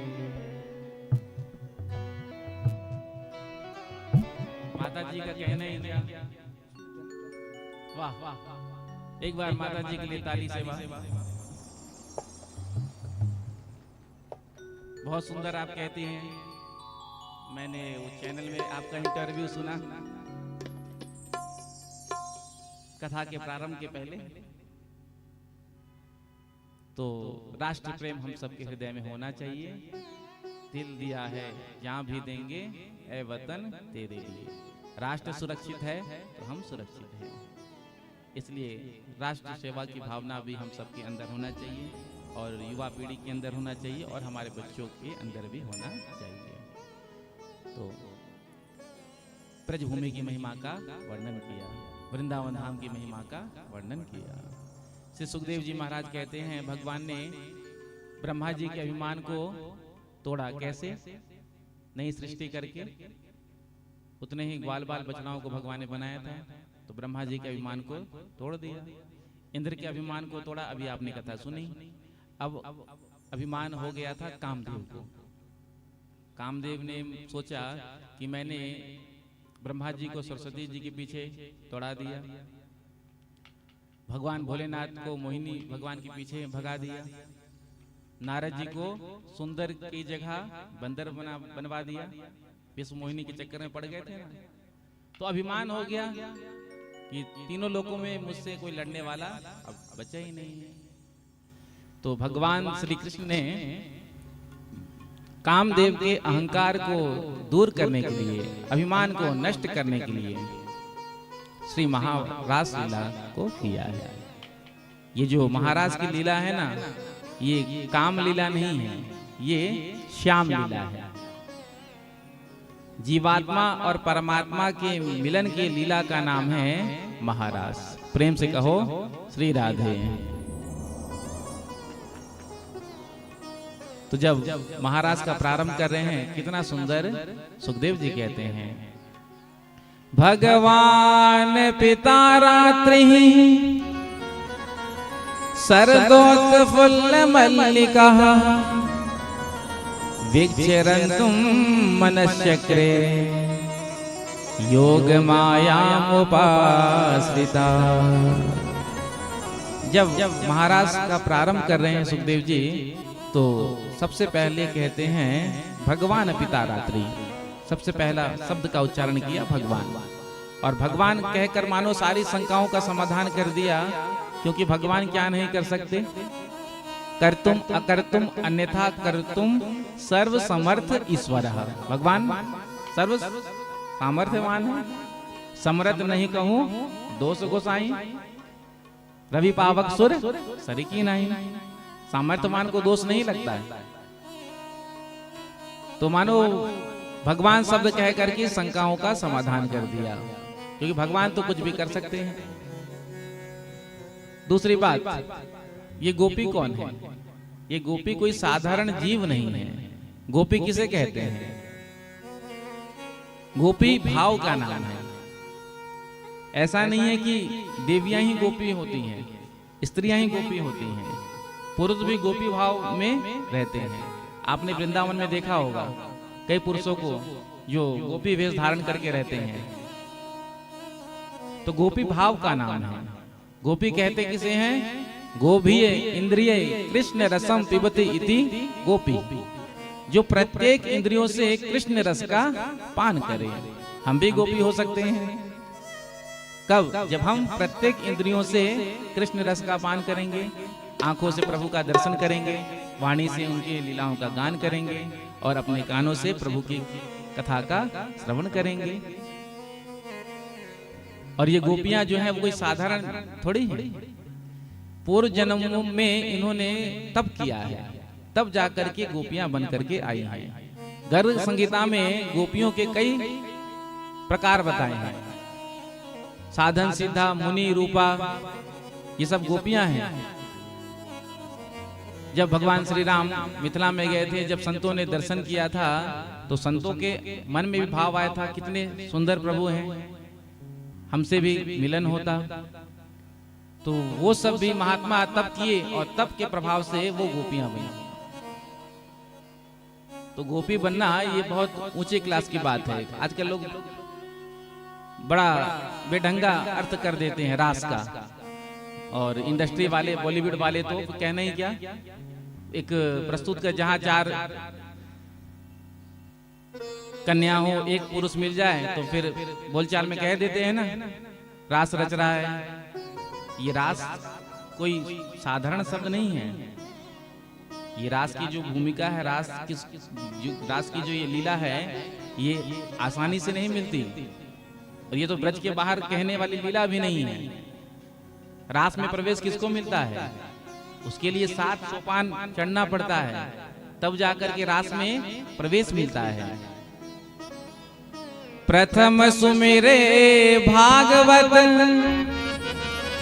भक्त मुख भागवत वाणी, द्वितीय आराधे भक्ति नव व्यास बखानी, तृतीया करे गुरु समझ के दक्ष सर्वज्ञ रसीलो, चौथे होए विरक्त बसे वन राज बसीले, पांचे भूले देह सुधी तब छठे भावना रास की, साते पावे रीति रस श्री स्वामी हरिदास की।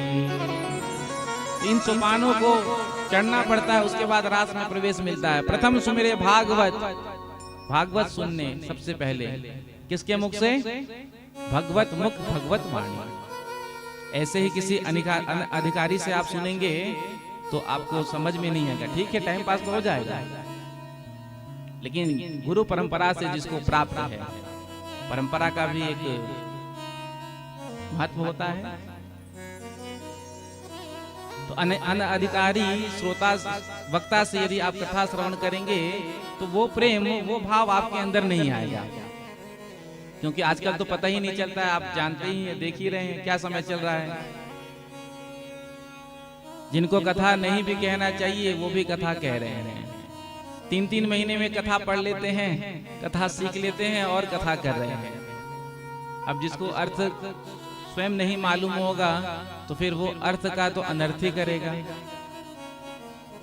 इसलिए थोड़ा सा विचार करना चाहिए कि हम किससे कथा सुन रहे हैं।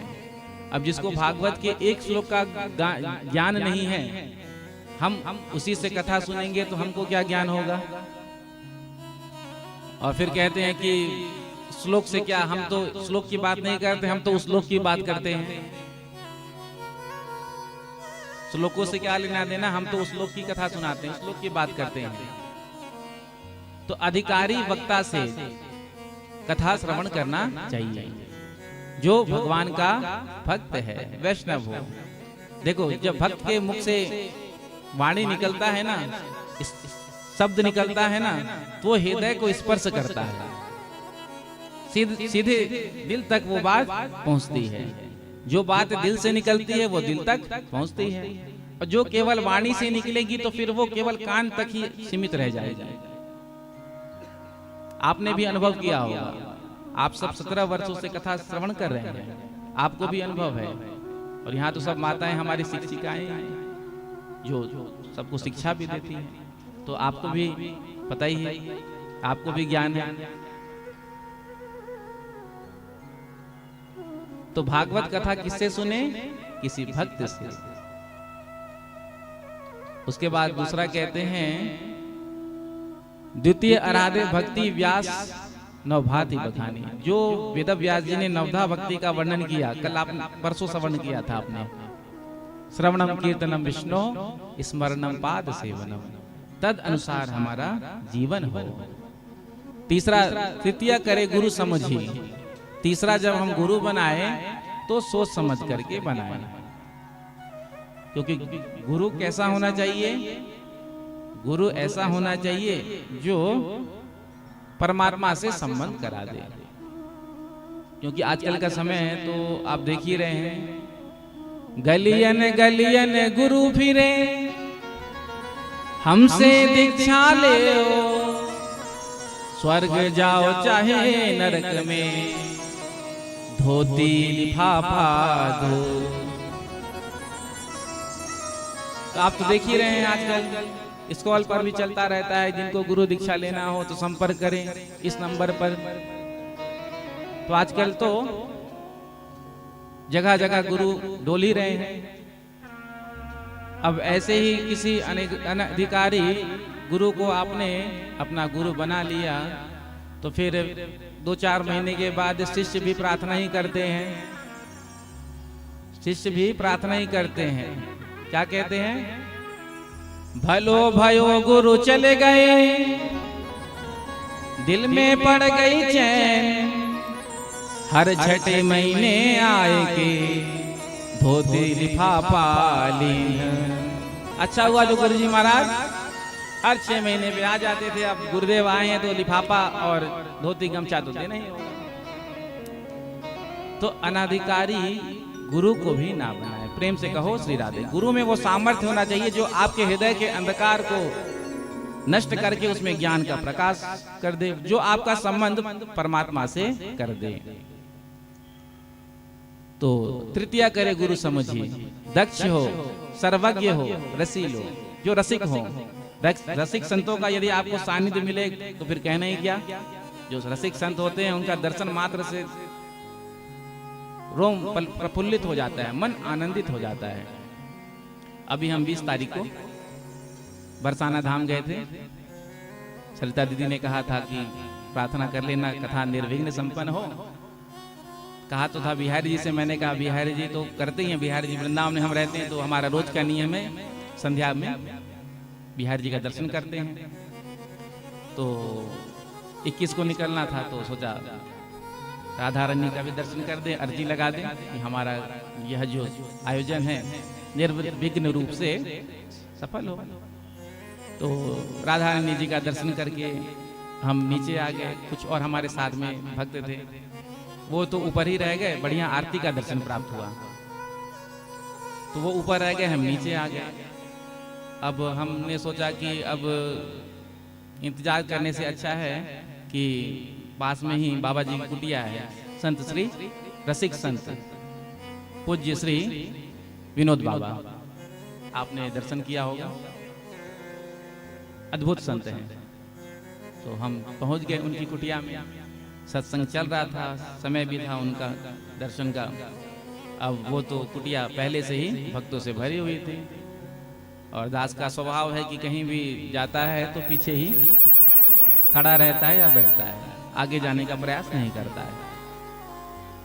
लेकिन जब उनके जो सेवक हैं विनोद बाबा जी के, जब उनकी दृष्टि पड़ी तो जब दृष्टि पड़ी तो हमको आकर के पकड़ करके ले गए। और जैसे ही विनोद बाबा जी ने देखा तो हृदय से लगा लिया, पूछा कहाँ से आए हैं, बिठाया, आशीर्वाद भी मिला और वो कहा प्रसाद पा करके जाइएगा। हमने कहा प्रसाद तो नहीं पाएंगे। तो फिर रबड़ी का प्रसाद मिला तो चकाचक रबड़ी का भोग लगाया। और जैसे ही महाराज जी का स्पर्श प्राप्त हुआ तो मन बड़ा प्रसन्न गदगद हो गया।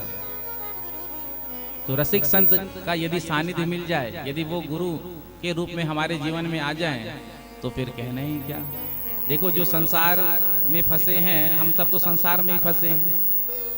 तो संसार में फंसा हुआ व्यक्ति तो संसार की ही चर्चा करेगा, परमार्थ की भी चर्चा करेगा तो कहीं ना कहीं से संसार की चर्चा आ ही जाएगी। क्यों? जो अंदर होता है वही बाहर निकलता है। लेकिन जो साधु संत हैं, सन्यासी हैं, महापुरुष हैं, यदि उनका सानिध्य मिल जाए तो फिर कहना ही क्या। क्योंकि गुरु का भी बड़ा प्रभाव पड़ता है हमारे जीवन में। गुरु की साधना, गुरु का तप। तो गुरु जो हो वो कैसे हो? दक्ष हो, जो हमारे अज्ञान रूपी अंधकार को दूर करके ज्ञान का प्रकाश हमारे हृदय में प्रकाशित करें और जो हमारा संबंध भगवान से कर दें। क्योंकि आजकल गुरु भी जो है शिष्यों को अपने में ही लगा कर रखते हैं। प्रेम से कहो श्री राधे। कटु सत्य है, लेकिन गुरु का काम क्या है? केवल शिष्य के धन का हरण करना नहीं, गुरु का काम है शिष्य को परमात्मा से मिलाना। गुरु का केवल इतना ही काम होता है कि जो शिष्य है उसका मिलन परमात्मा से करा दे और गुरुदेव स्वयं पीछे हो जाए। हरहि शिष्य धन शोक न हरहि, सो गुरु घोर नरक मोह परहि। जो केवल अपने शिष्यों के धन का ही हरण करते हैं, उनके शोक को नहीं हरते हैं, दूर करते हैं, तो ऐसे गुरु नरक में जाते हैं। गोस्वामी जी ने उत्तरकांड में कहा है। तो तीसरा गुरु सोच समझ करके करें। प्रेम से कहो श्री राधे। राधे चौथे होए विरक्त बसे वनराज वसीले। चौथा वृंदावन में वास करने का संकल्प हो, धाम वास हो, तीर्थ में वास हो। उसके बाद पांचे भूले देह सुधि, अपने देह की सुध भी भूल जाएं। भगवान की भक्ति में जब हम लग जाते हैं तो पता ही नहीं चलता है कि हम क्या गा रहे हैं, क्या कह रहे हैं। होता है ना, कभी कभी ऐसी उच्च पराकाष्ठा पर पहुंच जाता है जीव कि पता ही नहीं चलता है कि वो क्या कर रहा है। तो पांचे भूले देह सुधि, तब छठे भावना रासगी, तब रास में प्रवेश मिलता है। तो रास में प्रवेश हर किसी को नहीं मिलता है, जो अधिकारी होते हैं ना उन्हीं को प्रवेश मिलता है। तो भगवान पिता रात्रि सरदोत फुल मल्लिका, जीवात्मा परमात्मा से मिलना चाहता है। कौन कौन भगवान का दर्शन करना चाहता है बताओ? कोई ऐसा होगा जो कहेगा कि मुझे भगवान का दर्शन नहीं करना है? सब हम यही चाहते हैं कि हमें परमात्मा का दर्शन हो जाए। जीवात्मा परमात्मा से मिलना चाहता है, लेकिन जब तक परमात्मा की कृपा नहीं होती है तब तक जीवात्मा को परमात्मा का दर्शन नहीं होता है। तो भगवान अमना है भगवान, लेकिन आज भगवान ने भी अपना मन बनाया। भगवान पिता रात्रि सरदुत फुल्ल मल्लिका, वृक्ष रंतुम मनश्चक्रे योग मायाम उपाश्रिता। भगवान ने अपनी योग माया का आश्रय लेकर के बड़ी सुंदर रात्रि का निर्माण किया। शरद की रात्रि, शरद की रात्रि में चंद्रमा जो होता है अपनी पूर्ण छटाओं से युक्त होता है। जब पूर्णिमा का चंद्रमा उदय होता है तो वो तो विशेष होता ही है, लेकिन शरद पूर्णिमा के दिन विशेष चंद्रमा में प्रकाश होता है, सभी कलाओं से युक्त होता है। तो आज भगवान ने अपनी योग माया का आश्रय लेकर के सुंदर रात्रि का निर्माण किया। और भगवान को ता रात्रि याद आ गई। कौन सी रात्रि? जब भगवान ने गोपियों को वचन दिया था। कब वचन दिया था?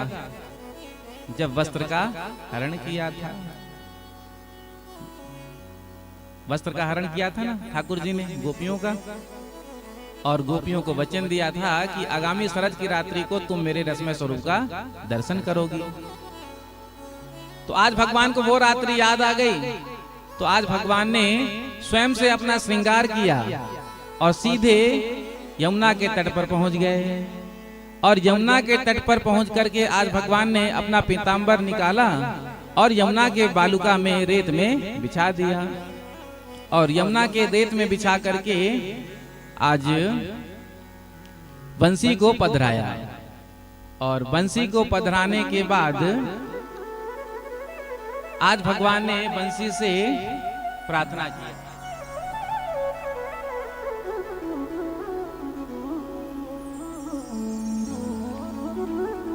प्रभु ने प्रार्थना किया, हे बंसी, मैंने तेरी कितनी सेवा की, लेकिन आज तक तू मेरे किसी काम नहीं आई। बंसी ने पूछा, महाराज आपने मेरी सेवा कब की? मुझे तो पता ही नहीं चला। भगवान ने कहा, अरे बंसी, मैं तुझे अपने हाथों के पलंग पर सुलाता हूं, मैं अपनी उंगली से तेरे चरणों को दबाता हूं। जब भगवान बांसुरी के छिद्रों पर अपने उंगली को फेरते हैं तो मान मैं तेरी चरण सेवा कर रहा हूं। मैं तुझे अधरामृत का भोग लगाता हूं बंसी का। और जब मेरे घुंघराले केस हवा के झोंका से उड़ते हैं तो मान मैं तेरा पंखा कर रहा हूं। बंसी ने कहा, महाराज बस बस बस, मुझे पता है आपको प्रशंसा करना आता है खूब, बताइए आपका काम क्या है, क्योंकि यदि कोई ज्यादा प्रशंसा करने लग जाए तो सावधान हो जाना चाहिए। प्रशंसा जो है वो स्वीट पॉइजन है, मीठा जहर। किसी से कोई काम लेना हो ना तो बस उसकी प्रशंसा शुरू कर दो। आप जैसा तो कोई है ही नहीं दानी, आप जैसा भक्त, आप जैसा तो हमने आज तक जीवन में कहीं देखा ही नहीं। बस 2 4 5 मिनट आपने प्रशंसा कर दिया, सोई गदगद हो गए, और जो काम आपका बनने वाला नहीं था वो भी बन गए। प्रशंसा किसको अच्छा नहीं लगता? मुख पे किया गया प्रशंसा और पीठ पीछे किया गया निंदा, इसकी कोई वैल्यू नहीं है। प्रशंसा तो परोक्ष में होती है। तो बंसी ने कहा, प्रभु बताइए आपका काम क्या है? तो प्रभु ने कहा, जा बंसी, जाकर तू गोपियों का मन हरण करके ले आ, मन चुरा कर ले आ। बंसी ने कहा, प्रभु आपके पास केवल चोरी की ही बातें हैं क्या? जब देखो चोरी की ही बात करते हैं। तो आज प्रभु ने बंसी बजाया। निशम्य गीतम तदनंग वर्धनम व्रज स्त्रिया कृष्ण गृहीत मानसः आजग्मुरन्योन्यमलक्षितोद्यमा सयत्र कांतो जबलोलकुंडलः। तो आज भगवान ने बंसी बजाया, और जैसे ही भगवान की बंसी की ध्वनि ब्रज में प्रवाहित होने लगी, जैसे ही गोपियों ने भगवान की बंसी को सुना, तो जो जिस स्थिति में थी उसी स्थिति में सीधे बंसी बट को भागी। किन किन गोपियों ने सुना? तो कृष्ण गृहीत मानसः, जिन गोपियों का मन भगवान श्री कृष्ण में लगा था, जिन गोपियों का प्रभु ने चीर हरण किया था, जैसे ही गोपियों ने सुना तो जो जिस कार्य में लगी थी उसको छोड़ करके भागी। एक गोपी हलवा बना रही थी, भगवान की बंसी कान में पड़ गई, करछली कहते हैं, लेकर भागी रास मंडल पे। एक गोपी वस्त्र धारण कर रही थी, सुखदेव जी के शब्द हैं। तो जैसे ही भगवान की बंसी को सुना तो उल्टे सीधे वस्त्र पहन करके भागी।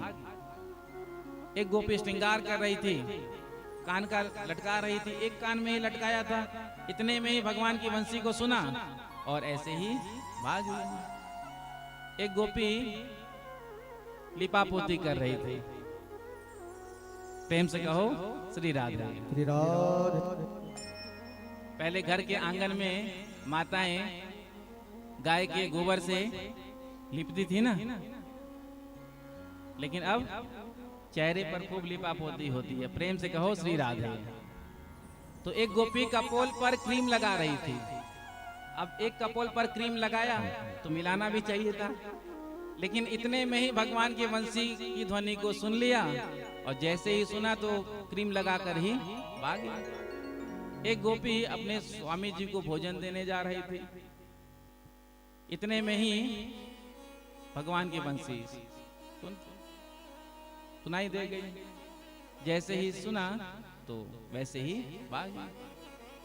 एक गोपी को उसके पति ने बंद कर दिया, घर के अंदर दरवाजा में नहीं जा सकती।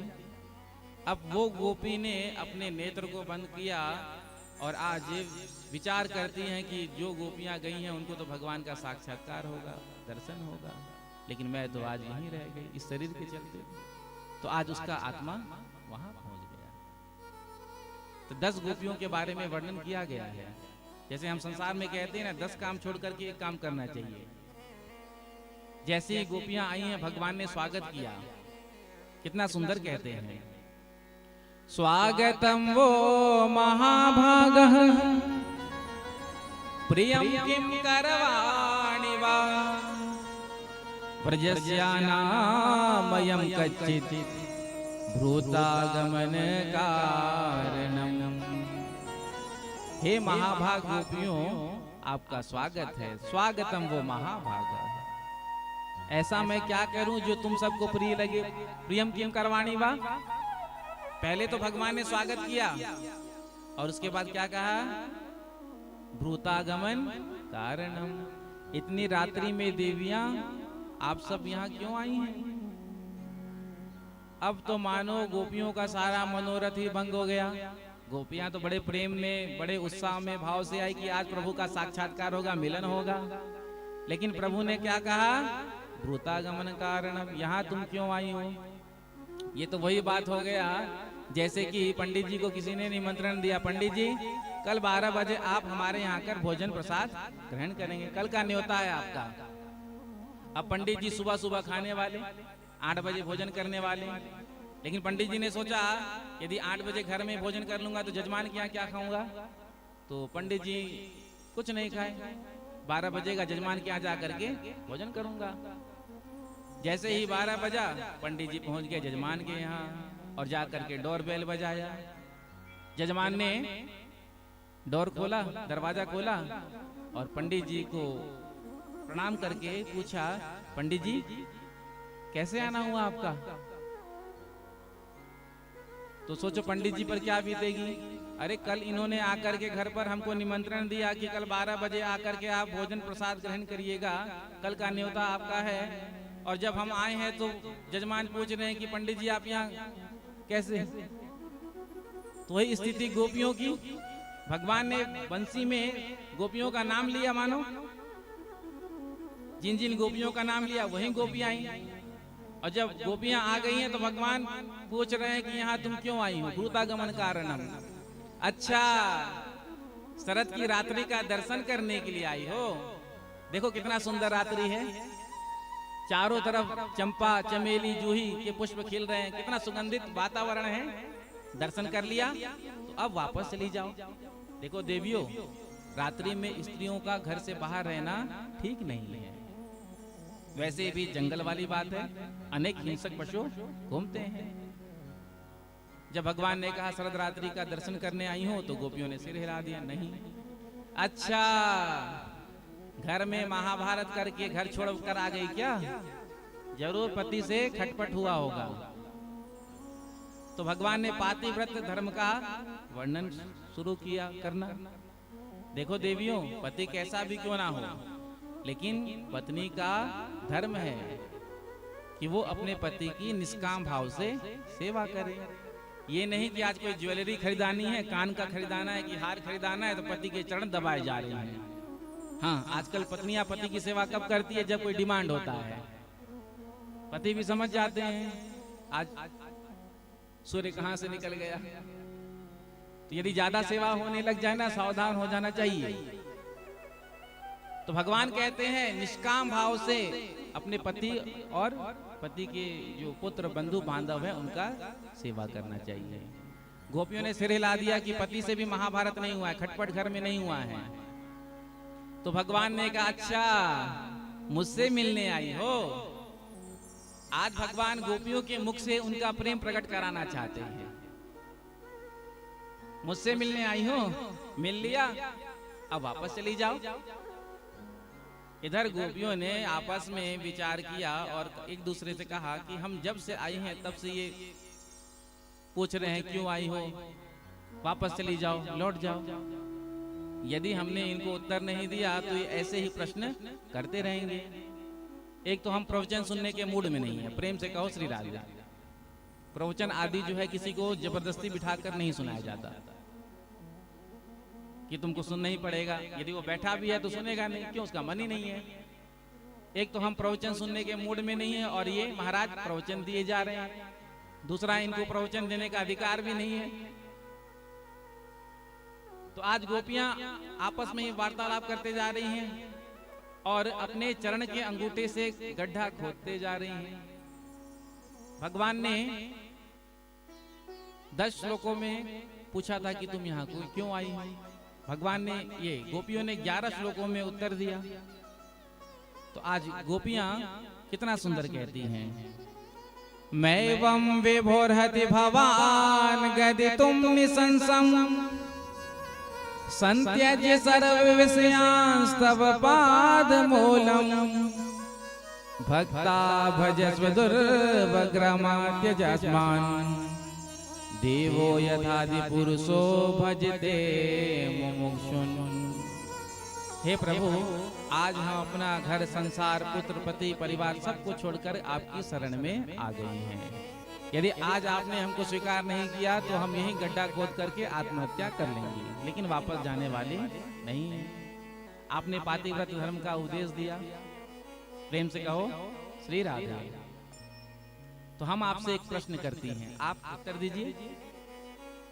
प्रभु ने कहा प्रश्न करो, एक क्या दो करो। तो गोपियों ने कहा कि एक पतिव्रता पत्नी जो अपनी पति की सेवा भगवान की तरह करती, क्योंकि पति भगवान स्वरूप ही होते हैं और पत्नी भी लक्ष्मी स्वरूप ही होती है। तो पति की भगवान की तरह सेवा करती, खूब सेवा करती। बिना पति को भोजन कराए भोजन नहीं करती। तो समय ऐसा आया कि पति को किसी काम से परदेश जाना पड़ा। तो पत्नी ने पति से कहा कि मैं तो आपकी रोज सेवा पूजा करती हूँ, उसके बाद ही प्रसाद पाती हूँ, भोजन करती हूँ। यदि आप चले जाएंगे परदेश तो मैं किसकी पूजा करूंगी। तो पति ने अपना चित्र पढ़ दिया, फोटो, कहा देवी तू इसकी सेवा पूजा करना। अब पति तो परदेश चला गया, पीछे से देवी जी पत्नी रोज चित्रपट की सेवा करती, चंदन लगाती, आरती करती। परदेश से पति देव आज वापस आए, आकर के द्वार पर खड़े हैं और किवाड़ खटखटा रहे हैं। अब देवी जी जो है, पत्नी जो है, वो पति के चित्रपट की सेवा में व्यस्त है। तो गोपियों ने भगवान से पूछा कि आप ही बताइए कि उस गोपी को क्या करना चाहिए। पति द्वार पर खड़ा है, पत्नी चित्रपट की सेवा में लगी है। तो भगवान ने कहा अरे देवियों, जब सच्चा पति द्वार पर खड़ा है तो फिर चित्रपट पूजा की कोई आवश्यकता ही नहीं है। जाकर के उस पत्नी को द्वार खोलना चाहिए, किवाड़ खोलना चाहिए, पति को अंदर लाना चाहिए। तो गोपियों ने कहा इसी प्रकार से आप हमारे सच्चे पति हैं। माँ की तो ये सब फोटोकॉपी, प्रति का मतलब फोटोकॉपी होता है ना, एक प्रति मुझको भी दे देना, फोटोकॉपी करा कर आप दे देते। तो सच्चे पति तो आप हमारे हैं, बाकी तो सब प्रति हैं। इसी भाव को तो मीरा जी ने कहा ना, ऐसे बर को क्या बरूं जो जन्मे और मर जाए, बरबरी गोपाल को चुड़लो अमर हो जाए। तो आज गोपियों के मुख से भगवान ने जब ये वचन सुना तो भगवान को लगा ये सब कुछ छोड़ करके मेरे पास आई हैं। भगवान प्रसन्न हो गए और भगवान ने गोपियों के साथ किया रास। अब रास करते करते, रास लीला नृत्य करते करते कुछ गोपियां थक गई। तो भगवान गोपियों से पूछते हैं देवी क्या बात है, थक गई क्या? तो कहती है हाँ, चरण दबा दूं? तो भगवान चरण दबाने लगे। कोई गोपी कहती है मुझे गर्मी लग रही है, तो प्रभु अपना पीताम्बर लेकर के जो है हवा उस गोपी को करते हैं। तो जब गोपियां भगवान के साथ नृत्य कर रही थी तो गोपियों को भी अभिमान हो गया, देखो हमारे सौंदर्य पर ये अटक गए, हमारे सौंदर्य पर रीच करके देखो अब ये हमारी सेवा भी कर रहे हैं। अब प्रेम में तो ऐसा होता है कि जो करा लो सब हो जाता है। तो भगवान गोपियों की सेवा करने लगे, लेकिन जब गोपियों के अंदर अपने सौंदर्य का मद आ गया, अभिमान आ गया, तो जहां अभिमान आता है वहां से भगवान चले जाते हैं। तो भगवान राधा रानी को लेकर के अंतर ध्यान हो गए। तासाम तद सौभगमदम वीक्ष्यमानं च केशवः प्रशमाय प्रसादाय तत्रैर्वान्तरधीयता। तो तो भगवान राधा रानी को लेकर के चले गए। राधा रानी को हुआ था मान, तो प्रेम में मान का तो सम्मान है, लेकिन प्रेम में अभिमान का सम्मान नहीं है। मान का मतलब होता है नाराज होना, रूठना, तो प्रेम में रूठना मनाना तो चलता है, इससे प्रेम की अभिवृद्धि होती है। यदि पत्नी रूठ गई तो पतिदेव मना लेते हैं, और पति रूठेंगे तो ये आशा में मत रहना कि देवी जी मना लेंगे, क्योंकि आज ऐसा है कि पत्नी की गलती है तो ठीक ही है, लेकिन पति की भी गलती होती है तो माफी पति को ही मांगना पड़ता है। तो आज राधा रानी को लेकर के प्रभु अंतर्ध्यान हो गए। इधर जब गोपियों ने अपने सामने प्रभु को नहीं देखा है तो सभी गोपियां रोने लगी, बिलखने लगी, कृष्ण कृष्ण गाने लगी, भगवान की लीलाओं का अनुकरण करने लगी। आज वृक्षों से पूछने लगी, हे पीपल, हे पाकर, हे बरगद, क्या तुमने हमारे नंदनंदन को देखा? इतने वियोग में आ गई हैं गोपियां की पता ही नहीं चल रहा है को जड़ को चेतन, कछु ना जानत विरही जन। राम जी को भी विरह हुआ था ना, जानकी जी के वियोग में वन वन डोल रहे हैं राम जी, भगवान परब्रह्म, और पूछ रहे हैं, हे खग मृग, हे मधुकर श्रेणी, तुम देखिए सीता मृग नहीं। तो आज गोपियां वियोग में स्थित हो गई हैं। जब प्रभु नजर नहीं आए तो गोपियों ने सोचा कि हम भगवान की लीलाओं का अनुकरण करें। यदि हम उल्टा सीधा लीला करेंगे तो भगवान प्रकट होकर कहेंगे, देख गोपी ऐसा नहीं, लीला तो ऐसी हुई थी। एक गोपी चुनरी उठा लेती है, कहती है देखो मैंने गिरिराज उठा लिया, आओ मेरी शरण में आ जाओ। एक गोपी पूतना बन जाती है कृष्ण, और पूतना वध की लीला हो रही। इधर राधा रानी को लेकर के प्रभु गए थे, तो राधा रानी के मन में भी मान आ गया कि मैं सर्वश्रेष्ठ हूँ, इसलिए मुझे लेकर आए।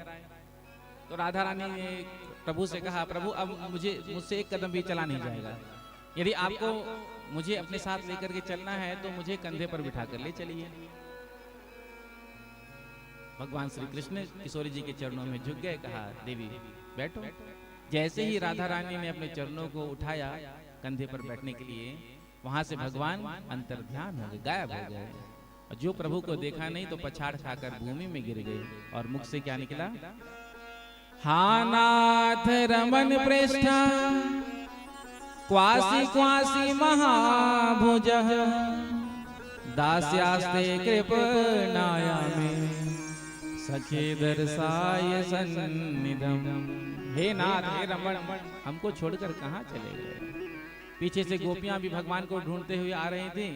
जो राधा रानी को देखा तो जगाया, जागृत किया, मूर्छित थी। तो आज राधा रानी को लेकर के गोपियां भटक रही हैं, वन वन में भटक रही हैं और खोज रही हैं, कृष्ण है, कृष्ण है, कृष्ण है। अंत में गोपियां यमुना के तट पर पहुंची हैं, और आज यमुना के तट पर पहुंच करके गोपियों ने निश्चय किया, यदि आज यहाँ पर हमको कन्हैया नहीं मिलेंगे तो यमुना जी में कूद कर ही हम अपने प्राणों का विसर्जन कर देंगे, लेकिन वापस नहीं जाएंगे। यहाँ गोपियों ने गाया है भागवत का सबसे मधुर गीत, गोपी गीत, जिस गोपी गीत में 19 श्लोक है। 18 श्लोक तो कनक मंजरी छंद में है। 18 गोपियों का समूह था, एक एक श्लोक सबने गाया, और 19वां श्लोक जो है वो राधा रानी ने आर्त भाव से गाया है। और ये जो गोपी गीत का पाठ जो करते हैं तो उनको साक्षात श्री कृष्ण का दर्शन किसी न किसी रूप से होता है। इसलिए गोपी गीत का पाठ साधकों को करना चाहिए। जो कृष्ण का प्रेम पाना चाहते हैं, कृष्ण को पाना चाहते हैं, तो उन्हें तो ये गीत का रोज पाठ करना चाहिए। तो समय तो अतिक्रांत है, पता ही नहीं चलता है समय किस गति से भाग रहा है। 6 बज गए और हम सबको द्वारिका भी पहुंचना है, तो 2-4 श्लोक गाकर आगे बढ़ेंगे। तो कितना सुंदर भाव है, गोप्या उचु जयति तेधिकम् जन्मना व्रजः श्रयत इंदिरा शाश्वतत्रहि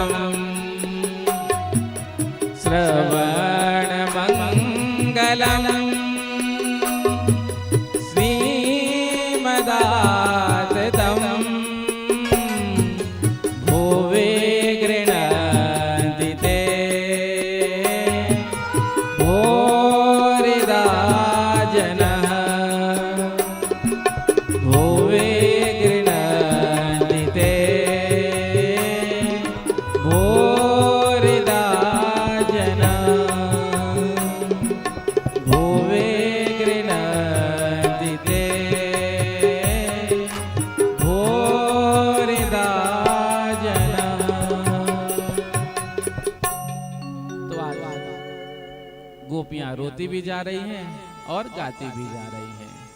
देखिए, रोना और गाना एक साथ संभव नहीं है। जो रोएगा वो गा नहीं पाएगा, और जो गा रहा है वो रो नहीं पाएगा। जो आत्मभाव से रो रहा है वो गा नहीं सकता। क्यों? रोते रोते गला रुंध जाता है तो आवाज नहीं निकलता, और जो गा रहा है वो रो नहीं सकता। लेकिन गोपियां देखो कैसे विलक्षण स्थिति में पहुंच गई हैं। गोपियां रो भी रही हैं और गा भी रही हैं। गोपियां कहती हैं, प्रभु जब से आपका जन्म ब्रज में हुआ तब से ब्रज की महिमा का विस्तार हुआ। पहले भक्त जो दर्शन करने के लिए बैकुंठ भागते थे प्रभु का, वो आप ब्रज में भाग रहे हैं, वृंदावन की ओर भाग रहे हैं। आपके जन्म से ब्रज की महिमा का विस्तार हुआ। जयति तेदिकन जन्म ना ब्रज, क्योंकि जब से आपका जन्म हुआ तब से ही लक्ष्मी जी ने बैकुंठ का त्याग कर दिया और ब्रज में निवास करने लगी। सरायत इंदिरा सस्वदत्त रही। हे प्रभु, हम आपकी बिन मोल की दासी हैं, अशुल्क दासी का। यदि अपने विरह में ही हमको मारना था तो फिर आपने उन सुर असुरों से हमारी रक्षा क्यों की? यदि अपने विरह में ही हमारे प्राणों को लेना था तो फिर आपने उन असुरों से हमारे प्राणों की रक्षा क्यों की? उसी समय मर जाने दिया होता। यदि आपके विरह में मरेंगे हम तो आपको कलंक लग जाएगा। देखो, गोपियां भगवान के विरह में अपना प्राण छोड़ दिया। लेकिन हम क्या करें? मरना तो चाहते हैं लेकिन हम मर भी नहीं पा रहे हैं। क्यों? क्योंकि हमने अमृत का पान कर लिया। भगवान ने पूछा, देवियों तुमने कब अमृत का पान किया? कौन से अमृत का पान किया? गोपिया कहती है, तब कथामृतम तप्त जीवनम, आपकी कथा रूपी अमृत का हमने पान किया। और कथामृत का पान करते ही क्या होता है? तब कथामृतम तप्त जीवनम। कितना भी दुख जीवन में क्यों ना हो, कितना भी ताप क्यों ना हो, प्रभु की कथा में आते ही, प्रभु की कथा में बैठते ही सारा ताप समाप्त हो जाता है। टेंशन होता है ना, किसी को किसी बात की टेंशन। संसार में ऐसा कोई व्यक्ति नहीं जिसको कोई बात की टेंशन ना हो। किसी ना किसी बात की टेंशन तो रहती ही है। टेंशन का अर्थ क्या होता है? 10 माने 10, सन यानी सूर्य। जिसके हृदय में 10-10 सूर्य की अग्नि धधक रही हो, ताप होता है ना। टेंशन में रहता है तो व्यक्ति अंदर से जलता है। तो कितना भी टेंशन क्यों ना हो, जैसे ही प्रभु की कथा में आकर के जीव बैठता है सारा टेंशन समाप्त हो जाता है। जैसे कितनी भी गर्मी क्यों ना लग रही हो, जेठ बैसाख का महीना क्यों ना हो, कितना भी गर्मी क्यों ना लग रहा हो, जैसे ही हमने गंगा जी में जाकर के डुबकी लगाया सारी गर्मी खत्म, समाप्त, तरावट आ जाता है। गंगा जी शीतल है। जेठ बैसाख के महीने में भी तो उसी प्रकार से जैसे ही हमने आकर के कथा में डुबकी लगाया, कथा में आकर के कथा श्रवण किया, सारा ताप समाप्त हो जाता है। कब तक? जब तक कथा में बैठे हैं तब तक तो समाप्त रहता ही है। कथा में आप 4 घंटे बैठते हैं, किसी प्रकार का कोई टेंशन रहता है? कितना भी जीवन में दुख क्यों ना हो, परेशानी क्यों ना हो, संकट क्यों ना हो, संसार में ऐसा कोई जीव नहीं जो संकट कष्ट से परे हो। कोई ना कोई संकट कष्ट दुख होता ही है। लेकिन जब आप कथा में आकर के बैठते हो तो क्या किसी प्रकार का कोई टेंशन रहता है? किसी प्रकार का कोई? जैसे ही हम प्रभु की कथा से जुड़ते हैं सब समाप्त हो जाता है। और फिर जब हम कथा सुन करके वापस घर की ओर भागते हैं फिर से वही ताप सताने लगती है। जैसे गंगा जी में डुबकी जब तक लगाए तभी तक तरावट है, ठंडक लगता है। फिर स्नान करके जैसे ही हम अपने घर की ओर आना शुरू करते हैं फिर गर्मी सताने लगती है। तो तप्त जीवनम कवि विरीडितम कल्म सापहम, प्रभु की कथा का श्रवण करने से अनेक जन्मों का कलमश नष्ट हो जाता है। कलमश कहते हैं पाप को।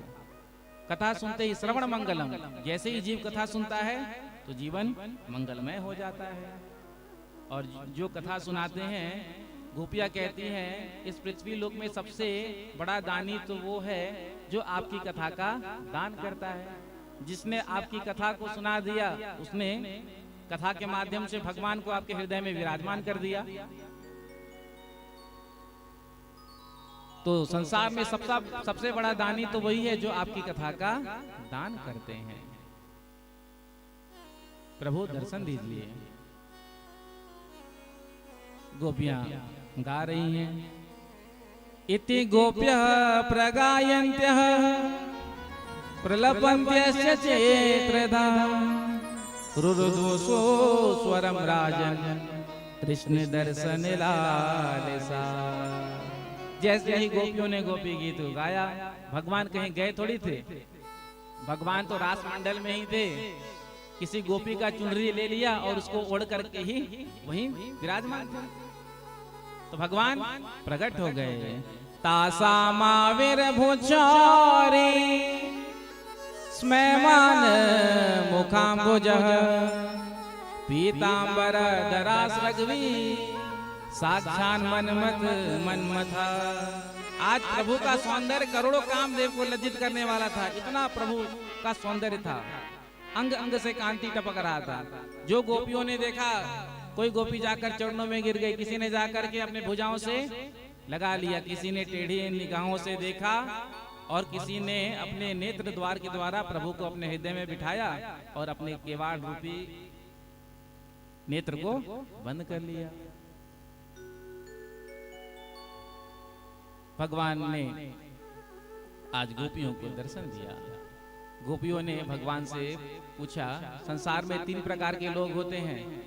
सबसे पहला जो जिससे प्रेम करता है उससे प्रेम करते हैं, दूसरे सबसे प्रेम करते हैं, तीसरे प्रकार के किसी से प्रेम नहीं करते हैं। बताइए आप कौन से नंबर के हैं?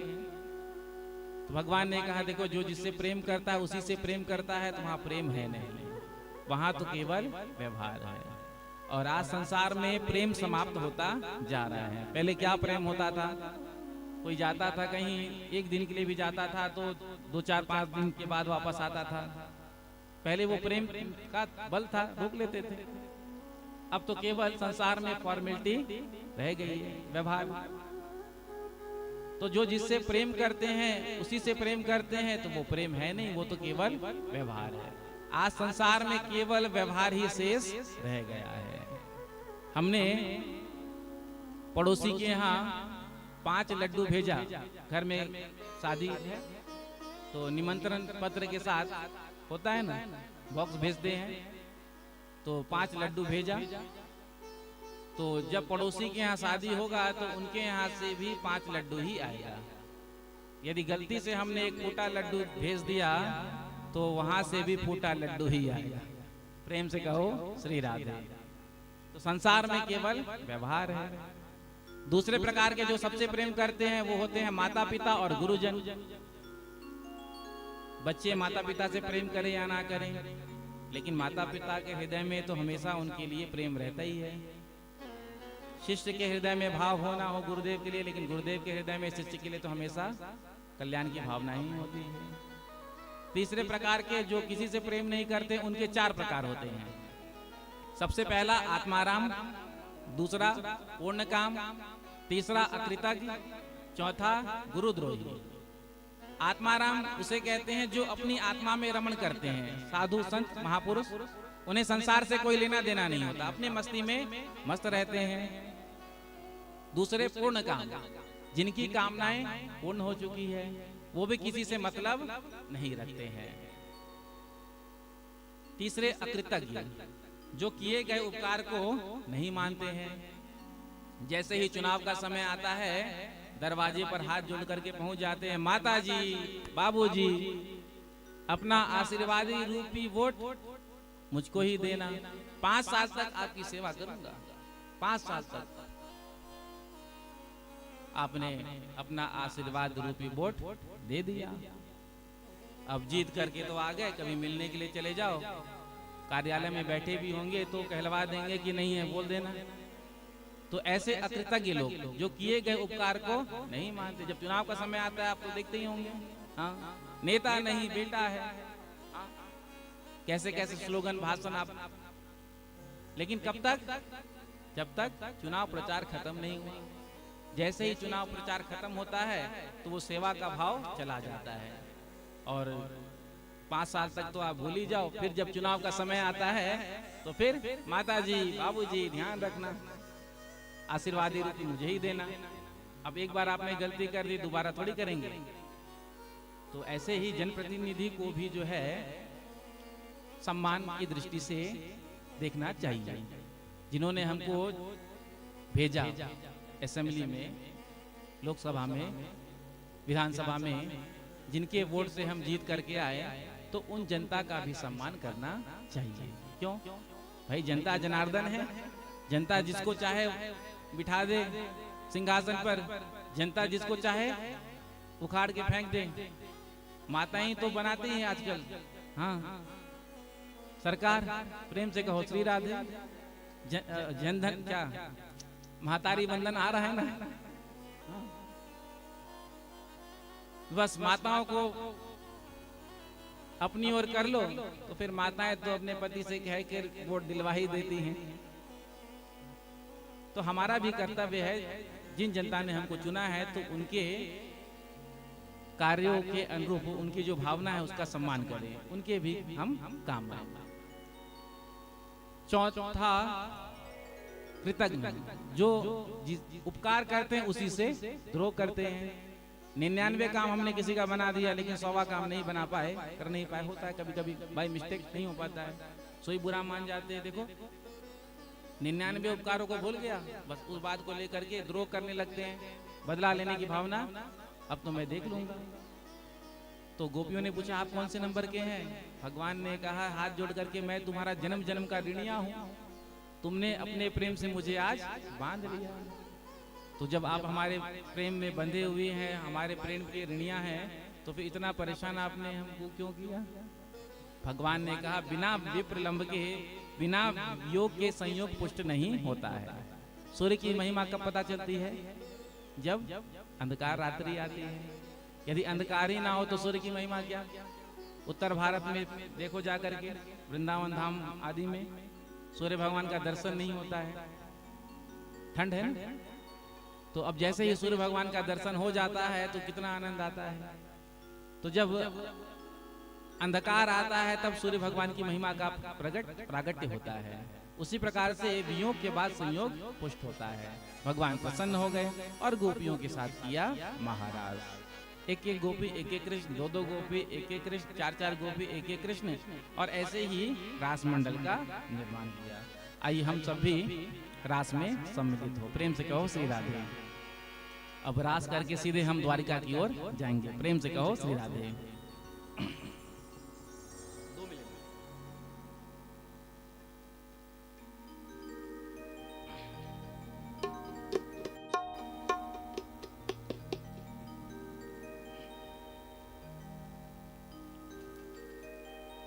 बंसी बजावे नंद लाला,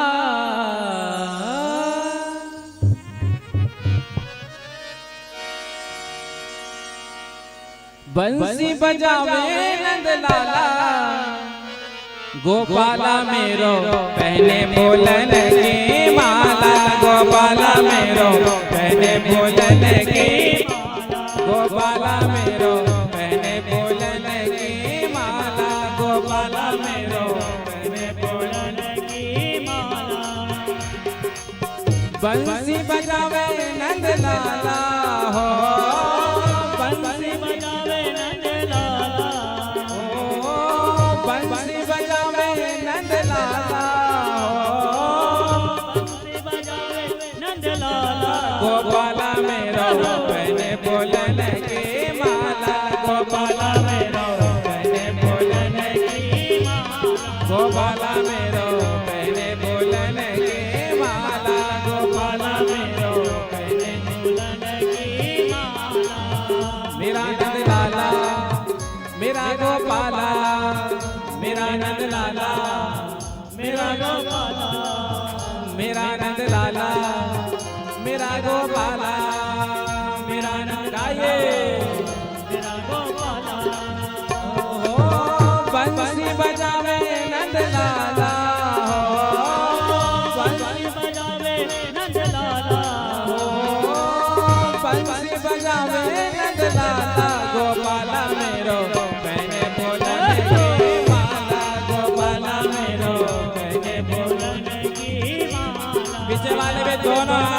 की सेवा करते हुए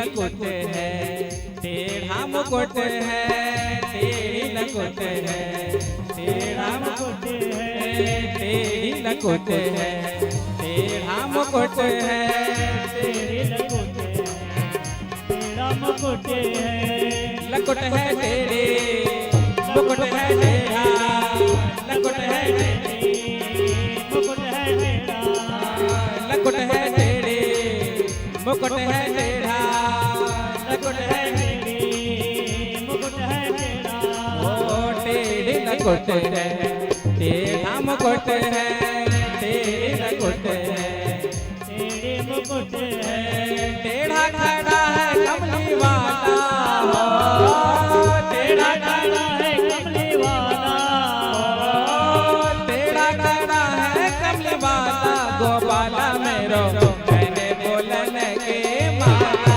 गोपाला मेरो मैंने बोलने के माला, गोपाला मेरो मैंने बोलने के माला, गोपाला मेरो मैंने बोलने के माला। बोलो रात प्यारे भगवान के।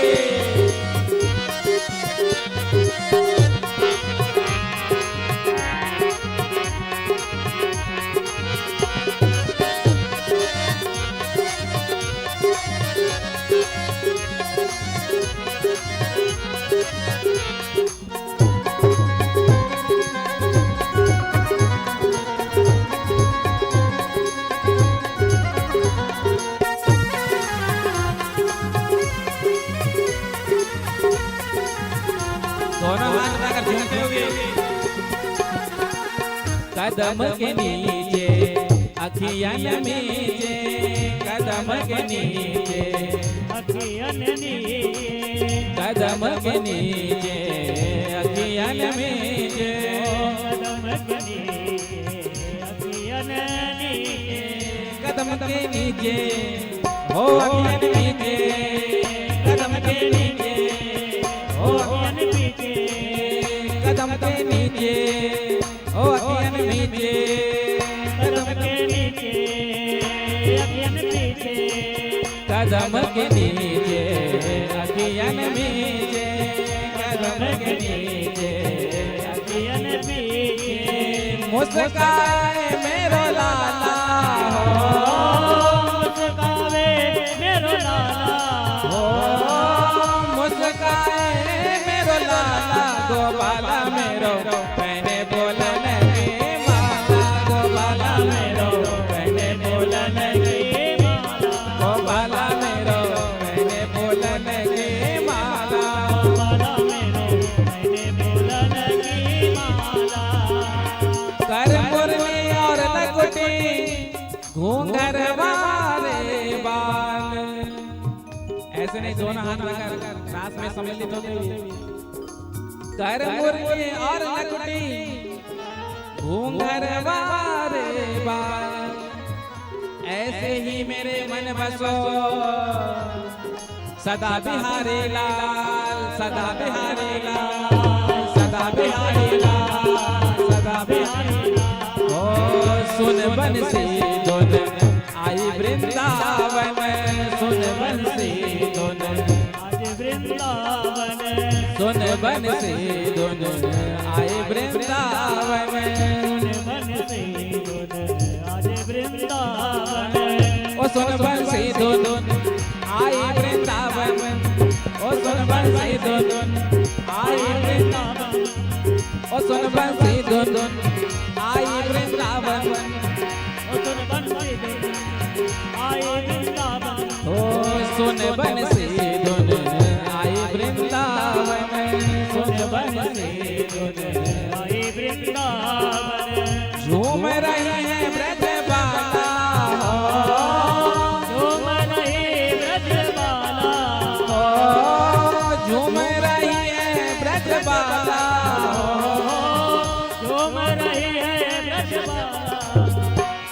भी थोड़ा झूमिए ना ब्रजबालाओं के साथ। रास में तो तब आनंद आएगा जब हम गोपियां बनकर के सम्मिलित होंगे। प्रेम से कहो श्री राधे। भगवान ने आपको अधिकार दिया है, वरना भोले बाबा रास में आए उनको एंट्री नहीं मिला। जब भोलेनाथ को पता चला रास हो रहा है तो लहंगा फरिया चूड़ी बिंदिया पहन ओढ़ करके पहुंच गए।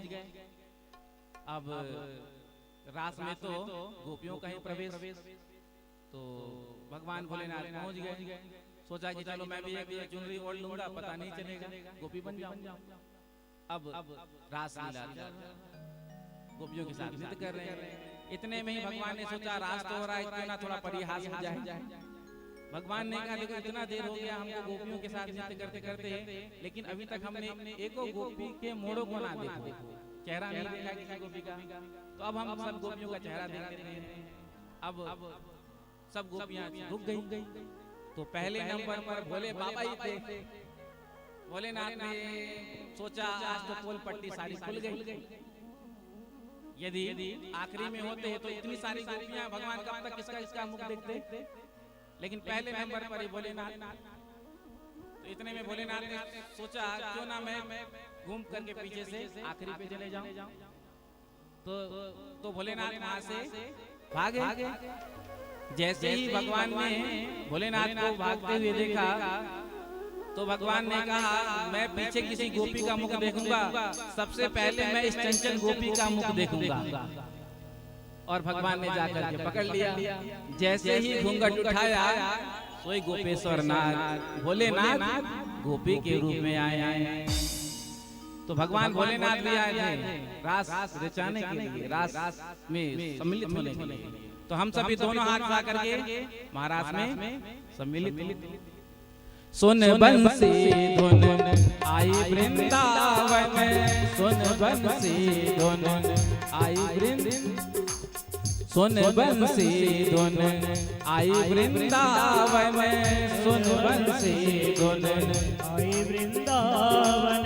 ओ सुन बंसी धुन आई वृंदावन, ओ सुन बंसी धुन आई वृंदावन, सुन बंसी धुन आई वृंदावन, सुन बंसी धुन आई वृंदावन। झूम रही है ब्रजबाला, झूम रही है ब्रजबाला, झूम रही है ब्रजबाला। गोपाला मेरो कहने बोलन की माला, गोपाला मेरो कहने बोलन की माला, गोपाला मेरो कहने बोलन की माला, गोपाला मेरो कहने बोलन की माला। बंसी बजावे नंद लाला, बंसी बजाए नंद लाला, बंसी बजावे नंद लाला। गोपाला मेरो कहने बोलन की माला, गोपाला मेरो कहने बोलन की माला, गोपाला मेरो कहने बोलन की माला।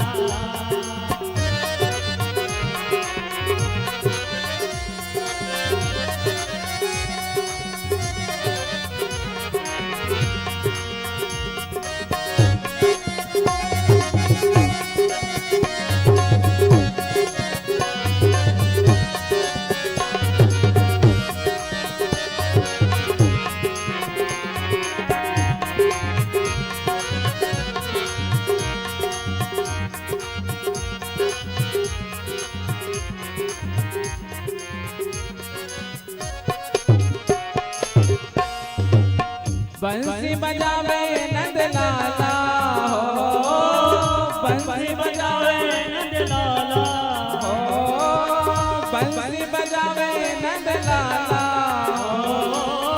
बंसी बजावे नंद लाला।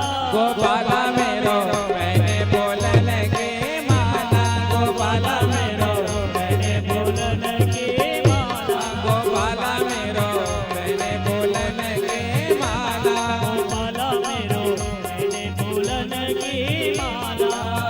मेरा नंद लाला मेरा गोपाला, दोनों हाथ करो। मेरा नंद लाला, मेरा गोपाला, मेरा नंद लाला मेरा गोपाला मेरा नंद लाला मेरा गोपाला ओ बंसी बजावे नंद लाला बंसी बजावे नंद लाला बंसी बजावे नंद लाला गोपाला मेरो मैंने बोलने की माला गोपाला मेरो मैंने बोलने की माला गोपाला मेरो मैंने बोलने की माला गोपाला मेरो मैंने बोलने की माला गोपाला मेरो मैंने बोलने की माला गोपाला मेरो मैंने बोलने की माला गोपाला मेरो मैंने बोलने की माला गोपाला मेरो मैंने बोलने की माला गोपाला मेरो मैंने बोलने की माला गोपाला मेरो मैंने बोलने की माला तो बंसी बजावे नंद लाला गोपाला मेरो पहने फूलन की माला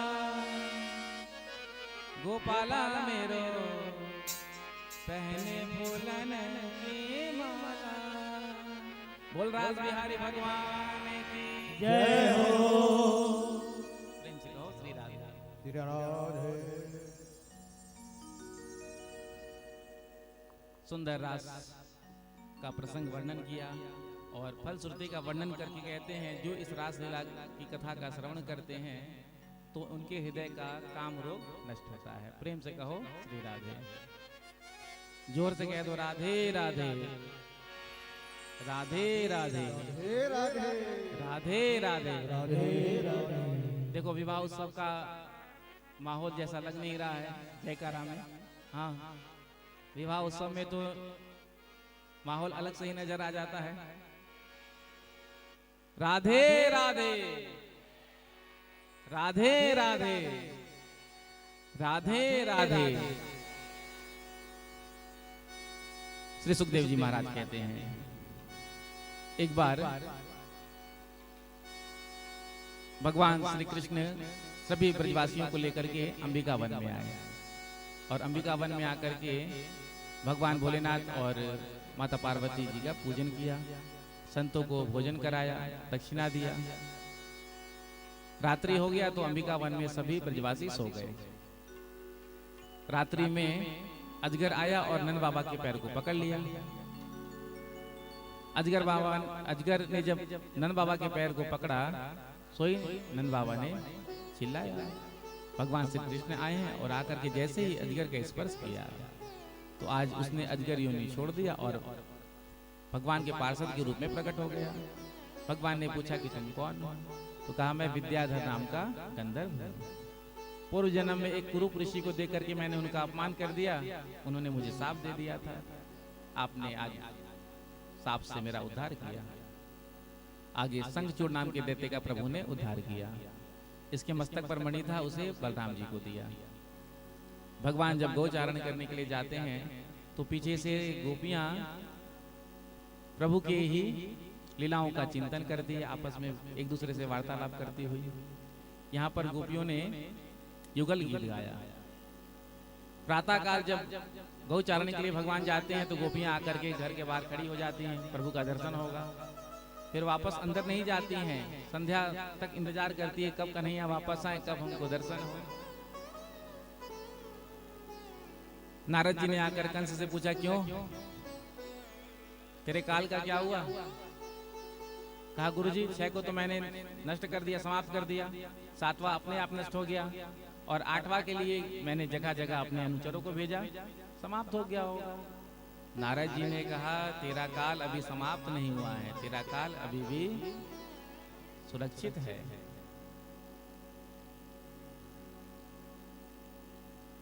कंस घबरा गया, कहाँ है मेरा काल? तो नारद जी ने कहा कि नंद बाबा के जो लाल कृष्ण कन्हैया हैं वही देवकी का 8वां लाल है, वही तेरा काल है। वसुदेव जी ने तुझसे झूठ कहा। जो सुना कंस ने, कंस को क्रोध आ गया, आज मैं वसुदेव को नहीं छोड़ूंगा, मार दूंगा। नारद जी ने समझाया यदि तूने वसुदेव को मार दिया तो फिर कृष्ण बलराम तेरे हाथ नहीं आएंगे। देख तूने एक एक करके अपने अनुचरों को भेजा मारने के लिए, लेकिन दोनों भाइयों ने मिलकर सबको समाप्त कर दिया, एक एक करके ठिकाने लगा दिया। अब तू उन दोनों को यहीं बुला और अपने सामने मरवा दे, झंझट भी खत्म। कहता है गुरुजी मैं समझ गया। नारद जी वहां से चले गए और श्री कृष्ण से जाकर के कहा कि प्रभु आपने जैसा मुझसे कहा था मैंने आपका काम कर दिया। इधर केसी नाम का दैत्य घोड़े के रूप में आया, भगवान ने उद्धार किया।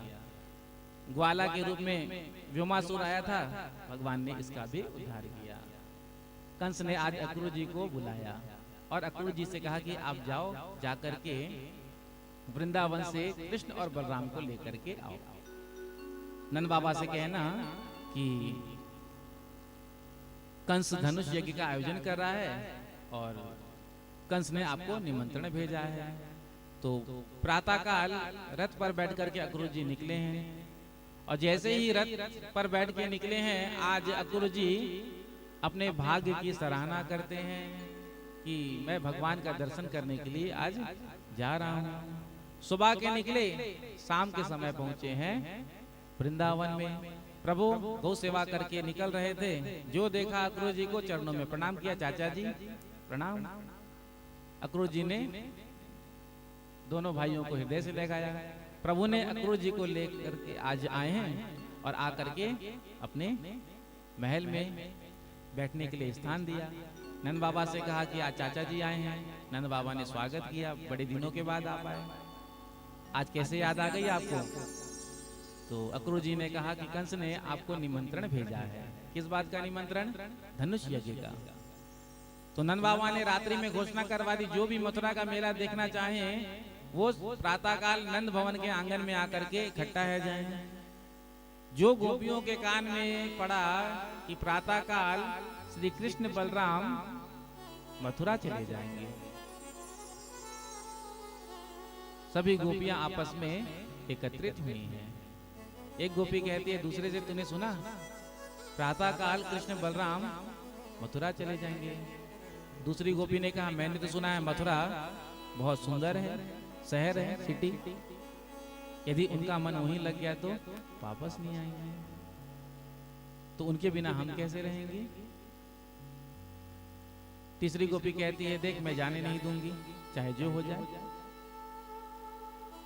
चौथी ने कहा तू क्या करेगी? कहा मैं रथ के आगे लेट जाऊंगी, लेकिन जीते जी तो अपने नेत्रों से ओझल होते हुए मैं कृष्ण को नहीं देख सकती। तो उस गोपी ने कहा कि इससे तो तेरी बड़ी अपकीर्ति होगी, कुछ डिस्टर्ब है।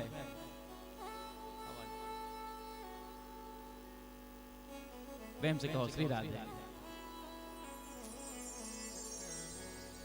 जोर से कह दो राधे राधे, राधे राधे। तो गोपी ने कहा इससे तो तेरी बड़ी अपकीर्ति होगी। तो उस गोपी ने कहा जब हमारे प्राण धन श्री कृष्ण ही चले जाएंगे तो मैं कीर्ति लेकर क्या करूंगी? मुझे तो श्री कृष्ण से ही प्रेम है, मैं उनके बिना नहीं रह सकती। एक गोपी ने कहा हमको तो लगता है ये अक्रूर नहीं महाक्रूर आया है।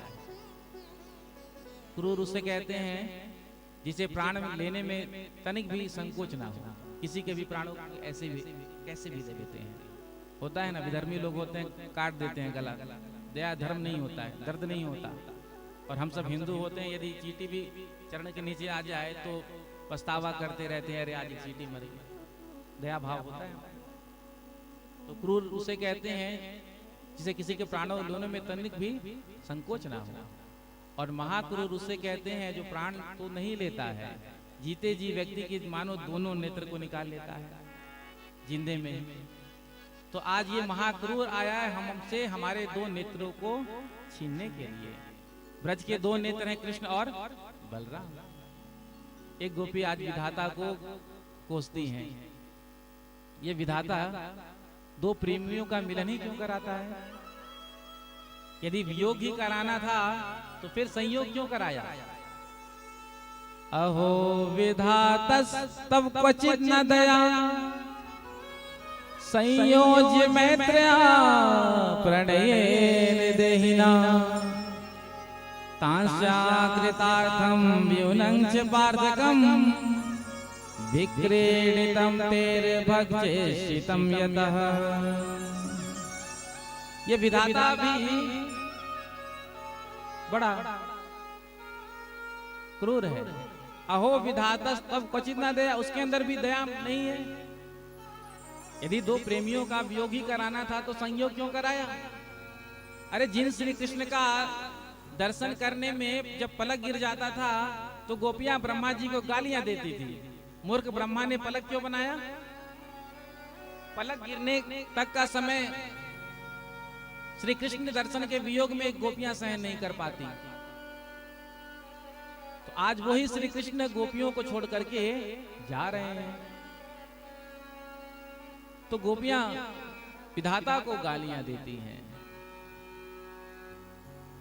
रात्रि आज गोपियों ने चर्चा में प्रभु के निकाल दी। प्रातःकाल श्री कृष्ण बलराम तैयार हुए, रथ पे जाकर बैठ गए, ग्वाल बाल बैलगाड़ी में जाकर बैठ गए। गोपियों ने आज रथ को आकर के घेर लिया।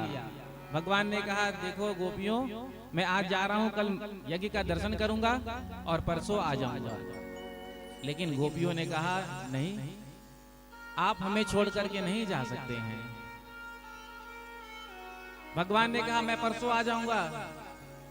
गोपियां नहीं मानी। गोपियां कहती है यदि आपको जाना ही है तो हमारे शरीर के ऊपर से रथ को लेकर जाइए। जब तुम्हें जाना ही था तो क्यों लिया आने का नाम, जान दे देंगे हम जो लिया जाने का नाम। तो प्रभु ने आकर के समझाया, गोपियां नहीं मानी। नंद बाबा ने कहा देखो लालाओं को कष्ट होगा, धूप ज्यादा हो जाएगा। तो आज गोपियां मार्ग से हट गई। लेकिन गोपियां कहती हैं जा रहे हो तो जाओ कन्हैया, लेकिन इतना रहम करते जाओ। दिल तो पहले ही तुम ले चुके हो, अब प्राणों को लेते जाओ। प्रेम विरहा में जर जाएंगे हम, तेरे जाने से मर जाएंगे हम। कैसे दीदार कर पाएंगे हम, यूं न हमको तड़पा के जाओ। साथ प्राणों को भी लेते जाओ। आज जाओगे जो छोड़ करके, क्या न आओगे फिर लौट करके। आज हमसे नजर फेर करके, जाते जाते न हमको रुलाओ। साथ प्राणों को भी लेते जाओ। प्यार के मोड़ पर मिल गए हो अगर, उम्र भर साथ देने का वादा करो। आ गए हो तो जाने की जिद ना करो, जा रहे हो तो आने का वादा करो। इंतजार करेंगे तुम्हारा, भूल जाना न प्यार हमारा। जाते जाते दिलों में हमारे, अपनी सूरत बसा कर के जाओ। साथ प्राणों को भी लेके जाओ। जब जब ध्वजा नजर आ रही थी रथ की, तब तक एक तक गोपियां निहार रही थी।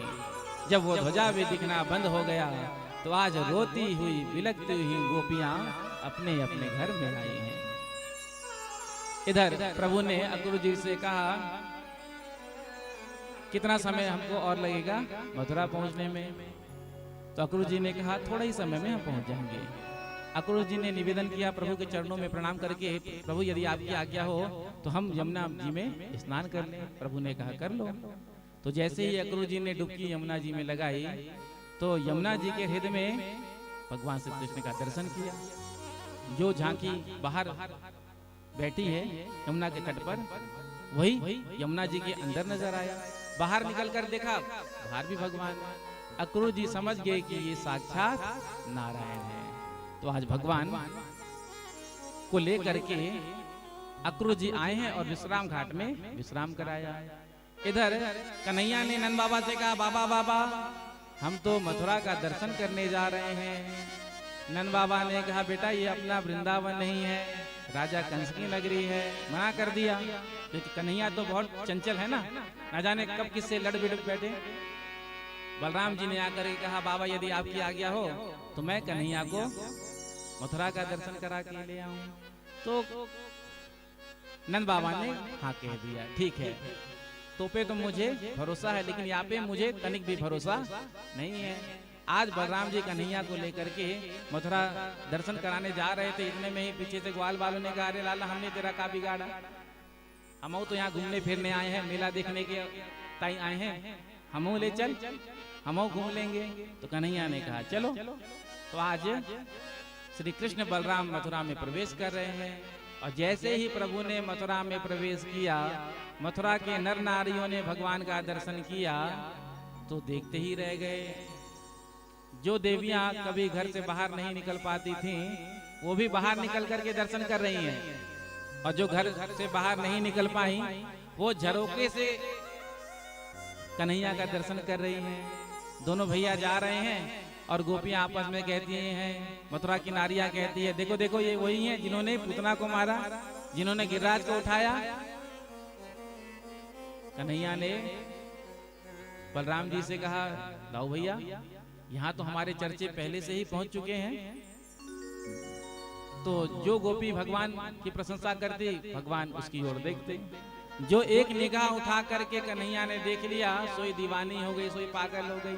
कहती है, देख देख देख देख मेरी ओर देख रहे हैं। दूसरी कहती है, तेरे तरफ तो केवल देखा ही, मेरी तरफ देखकर तो मुस्कुरा रहे हैं। जिसको भगवान ने देख लिया वही दीवाना, वही पागल हो गया। भगवान ने उसके चित्त को चुरा लिया। इधर ग्वाल वालों ने कन्हैया से कहा, लाला बड़ी भारी स्वागत हो रही है, पुष्पों की वृष्टि हो रही है, नर नारी कर रहे हैं मथुरा के, यहाँ तेरी कछु रिश्तेदारी है क्या?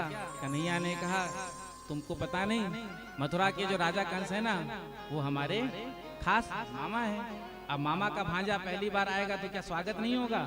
ग्वाल वालों ने कहा, पहले क्यों नहीं बताया, हम मामा जी से मिलने जा रहे हैं। यदि पहले बताया होता तो हम भी बढ़िया बगलबंदी पहन करके आते, सुंदर सुंदर। जा, हम तेरे साथ नहीं जाएंगे। कन्हैया ने कहा, नाराज क्यों होते हो, अभी नए नए वस्त्र दिला देते हैं। एक धोबी कपड़े का गट्टर बांध कर जा रहा था, भगवान ने स्वाधिकार मांगा कि भैया कुछ वस्त्र इसमें से हमारे मित्रों को दे दो। कंस का धोबी अभिमान में चोर, तुमने ऐसे राशि वस्त्र को कभी देखा है?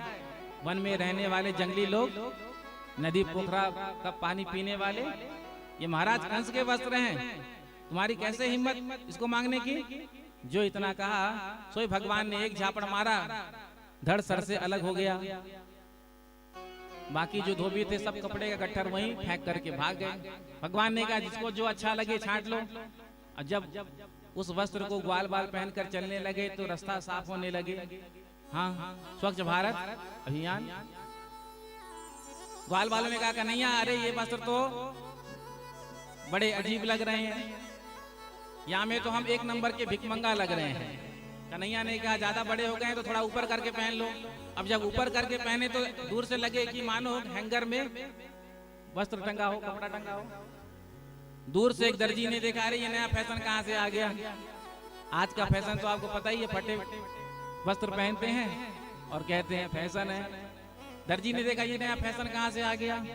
दर्जी ने आकर प्रभु से कहा, प्रभु यदि आपकी आज्ञा हो तो सबके अनुरूप वस्त्र सीकर दे दूं। प्रभु ने कहा, यदि तुमने हमारे मित्रों को खुश कर दिया तो हम तुम्हें मुंह मांगा इनाम देंगे। सोई दर्जी ने सबके अनुरूप वस्त्र सीकर दे दिया। भगवान ने ऐहिक संपत्ति का वरदान दिया। सोई आप देख रहे हैं दर्जी कितने फल फूल रहे हैं। जितने का कपड़ा नहीं, उससे ज्यादा की तो सिलाई हो गई है। प्रेम से कहो श्री राधे। आगे सुदामा नाम के माली ने माला पहनाई और कुब्जा ने भगवान को चंदन लगाया। ग्वाल बालू ने कहा सबको तूने कुछ ना कुछ इनाम दिया, या कुछ सबरो चंदन खत्म कर दियो, इनाम में तेने कछु दियो ना है, कछु दे दे। भगवान ने कहा तुम सबकी इच्छा है तो अभी इनाम दे देते हैं। कुब्जा के दोनों चरण के ऊपर भगवान ने अपने दोनों चरणों को रखा और ठोड़ी पर हाथ लगाया। सोई बलराम जी ने मुंह को घुमा लिया और कहा कन्हैया ये अपनो वृंदावन आए हैं, ध्यान रखियो। जो इस दृश्य को ग्वाल बालू ने देखा खिलखिला करके हंसने लगे, लाला जो हो आज तेरी जोड़ी बन गई, तू भी 3 जगह से टेढ़ा, ये भी 3 जगह से टेढ़ी। सोई भगवान ने एक एक्यूप्रेशर का मानो झटका लगाया हो, 3 जगह से टेढ़ी कुबड़ी आज अप्सरा के रूप में बदल गई। भगवान से निवेदन किया आतिथ्य का, भगवान ने कहा बाद में आएंगे। इधर भगवान उस स्थान पर पहुंचे जहां पर धनुष रखा था। देखते ही देखते धनुष को उठा करके तोड़ दिया। जैसे ही धनुष टूटा कंस घबरा गया, भयंकर शब्द हुआ। कंस ने सुना तो समझा आज मेरी गारंटी खत्म हो गई। दूसरे दिन मल्लयुद्ध प्रारंभ हुआ। कुल्यापीड़ हाथी द्वार पर खड़ा था। भगवान ने निवेदन किया महावत से मुझे अंदर जाने दो।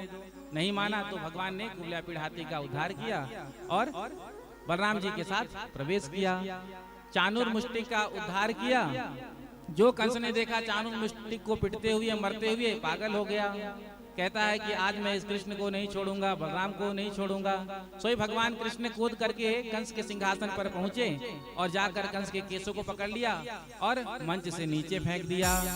त्रिलोकी का भार लेकर के आज कंस की छाती पर भगवान कूद गए और कंस का प्राणांत हुआ। बोलो कंस मर्दन भगवान की जय हो, बोलो वृंदावन बिहारी लाल की जय हो। आज प्रथम बार देवकी वसुदेव जी ने अपने लाला का दर्शन किया। नंद बाबा को आज पता चला कि कृष्ण हमारे पुत्र नहीं देवकी वसुदेव के हैं। ग्वाल बालों के साथ नंद बाबा वापस वृंदावन गए। इधर वसुदेव जी ने यज्ञोपवीत संस्कार कराया। उसके बाद गुरुकुल पढ़ने के लिए भेजा। 64 दिन में भगवान ने 64 कलाओं का ज्ञान प्राप्त किया। गुरु दक्षिणा के रूप में मृत पुत्र को वापस ला कर दिया। मथुरा में जब भगवान आए हैं तो मथुरा में भगवान के मित्र बने हैं उद्धव जी। प्रेम से कहो श्री राधे। उद्धव जी के अंदर ज्ञान तो बहुत था लेकिन प्रेम नहीं था। तो भगवान ने उद्धव जी को गोपियों से प्रेम की शिक्षा दिलाने के लिए वृंदावन भेजा था। और जब गोपियों के पास पहुंचे थे उद्धव जी महाराज तो यहाँ पर गोपियों ने बड़ा ही प्यारा भ्रमर गीत गाया था। प्रेम से कहो श्री राधे। गए तो थोड़े देर के लिए थे लेकिन 6 महीने तक उद्धव जी रहे। 6 महीने के बाद वापस आए हैं तो आकर के प्रभु से कहते प्रभु आज तो बिल्कुल निष्ठुर हैं। आपके माता पिता गोपी ग्वाला कितना आपको याद करते हैं, आपको वहां जाकर मिलना चाहिए। तो भगवान ने समझ लिया कि उद्धव के अंदर प्रेम आ गया। प्रेम से कहो श्री राधे। अस्थि प्राप्ति कंस की पत्नी दोनों ने जाके अपने पिता जरासंध से कहा कि हमारे वैधव का कारण कृष्ण है। जो सुना जरासंध ने 17 अक्षौणी सेना लेकर के मथुरापुरी पर आक्रमण कर दिया। भगवान ने ध्यान किया, 2 रथ प्रकट हुए, एक में कृष्ण बैठे एक में बलराम। और आज जरासंध की सेनाओं का तो उद्धार कर दिया लेकिन जरासंध को छोड़ दिया। 17 बार जरासंध ने आक्रमण किया। भगवान ने 17 बार जरासंध को छोड़ा, सेनाओं का संहार किया।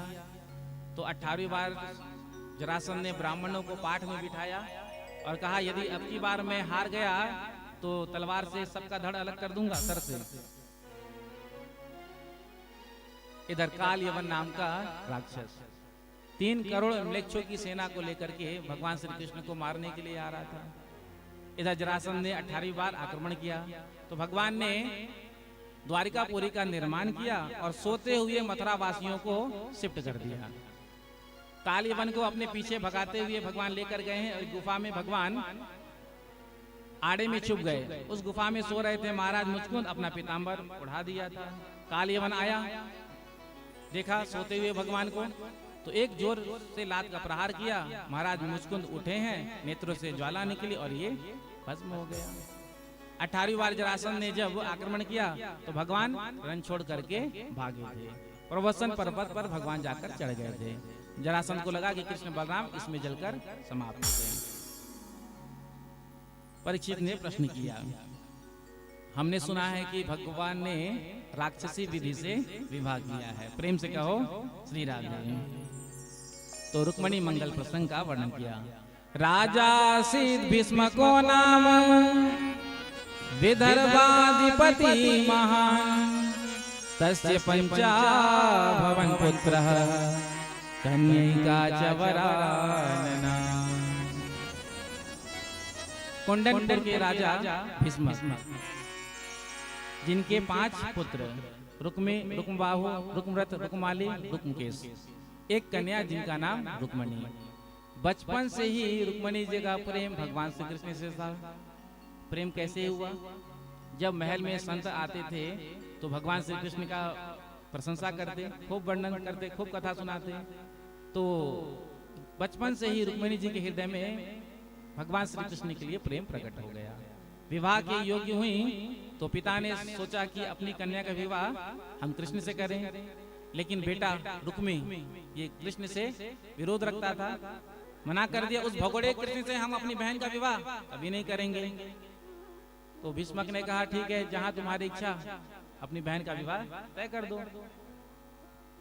तो चेदी नरेश धमघोष पुत्र शिशुपाल के साथ विवाह जाकर के तय कर दिया और आकर के पिता से कहा, पिताजी कल बारात आने वाले लिखने बैठे ना, तो सबसे पहले लिखना मेरे प्राणनाथ, उसके बाद जो कुछ भी तुझे पत्र में लिखना है लिख देना, अंत में लिखना आपके चरणों की दासी।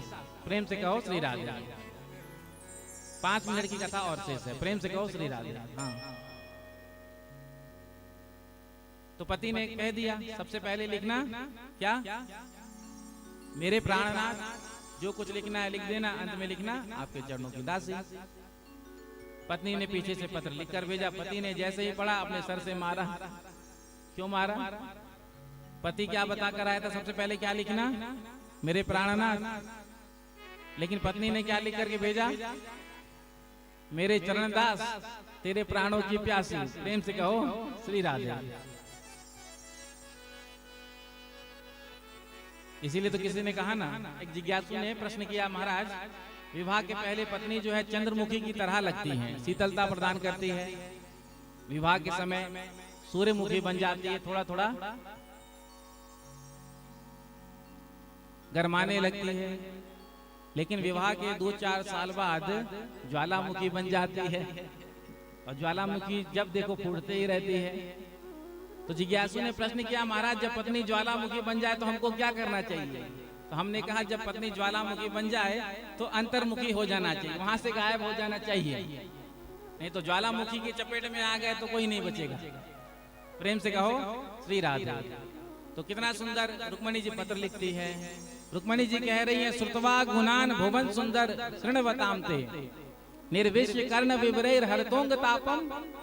हे प्रभु, मैंने आपका दर्शन कभी नहीं किया है, केवल आपके बारे में सुना है, लेकिन जब से मैंने आपके बारे में सुना है तो मैंने निश्चय यही किया है कि यदि विवाह करूंगी तो आपसे ही करूंगी। यदि मैंने जीवन में कोई भी पुण्य किया है तो मैं यही चाहती हूँ कि आप मुझे पति रूप से मिले, ऐसा ना हो शेर के भाग को कोई गीदड़ ले जाए।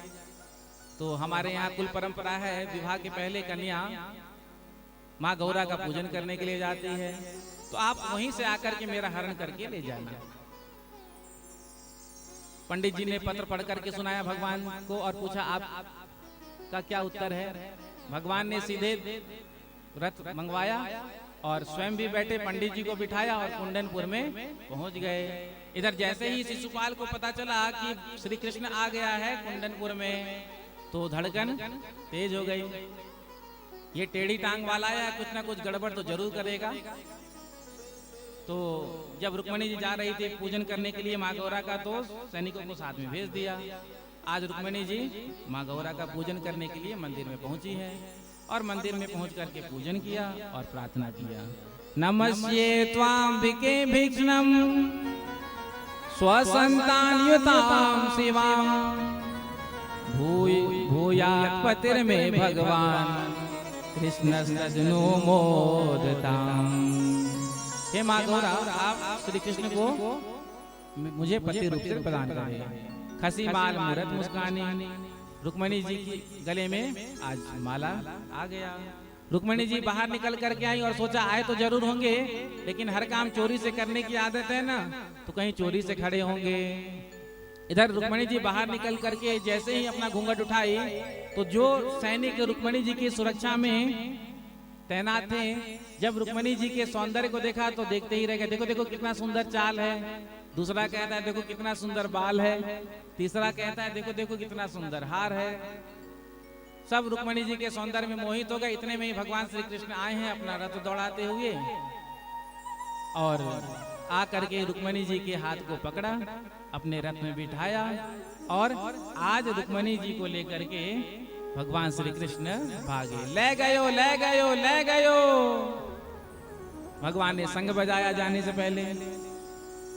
सैनिक जाग गए, आपस में एक दूसरे से कहते हैं कि हम यहाँ क्यों खड़े हैं, रुक्मिणी जी की सुरक्षा के लिए। रुक्मिणी जी कहाँ? अरे वो तो चली गई कृष्ण के साथ। अब सब कहते हैं ले गयो ले गयो ले गयो।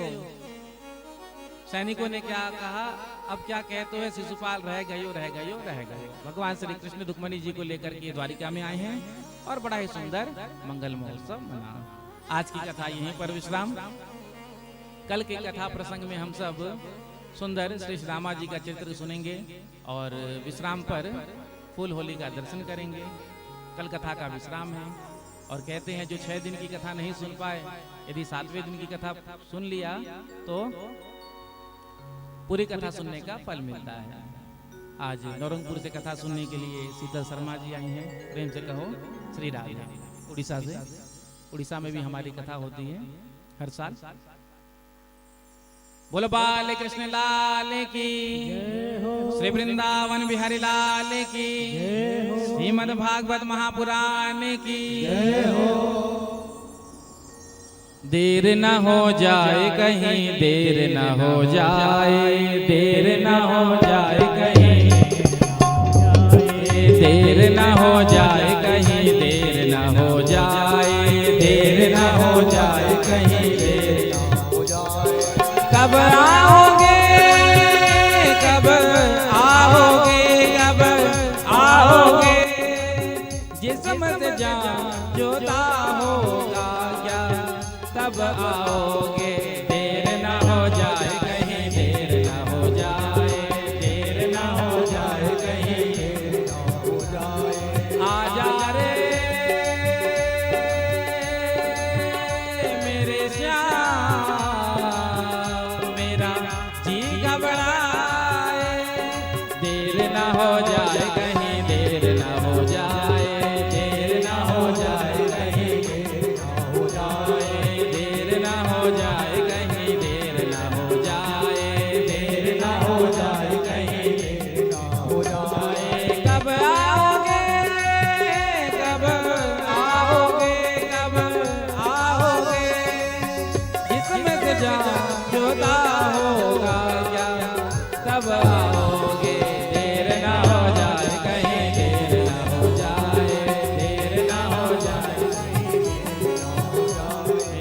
आ जावे प्यारे तेनो अखियां ओढ़ी गिरिया, आ जावे प्यारे तेनो अखियां गिरिया, आ जावे प्यारे तेनो अखियां ओढ़ी गिरिया, आ जावे प्यारे तेनो अखियां ओढ़ी गिरिया, अखियां ओढ़ी गिरिया, दिल बज मारदा, अखियां ओढ़ी गिरिया, दिल बज मारदा। आ जावे प्यारे तेनो वागदा है प्यार दा, आ जा तेनो अखियां ओढ़ी गिरिया, आ जावे तेनो अखियां ओढ़ी गिरिया, आ जावे प्यारे तेनो अखियां ओढ़ी गिरिया, आ जावे प्यारे तेनो अखियां ओढ़ी गिरिया, आ जावे प्यारे तेनो अखियां ओढ़ी गिरिया, आ जावे प्यारे तेनो अखियां ओढ़ी गिरिया। सुंदर जयमाला का दर्शन करेंगे। सबसे पहले श्री कृष्ण जी रुक्मिणी जी के गले में माल्यार्पण करेंगे। ताली बजाकर स्वागत करेंगे। मंगलम भगवान विष्णु, मंगलम गरुड़ध्वज, मंगलम पुंडरीकाक्ष, मंगलाय तनोहरि। बोल रुक्मिणी रमन भगवान की जय हो। अब रुक्मिणी जी का पूजन होगा।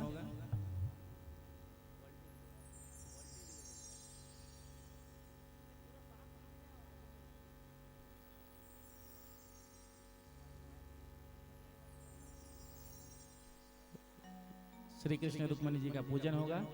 यजमान जी के द्वारा, उसके बाद हम उत्सव मनाएंगे।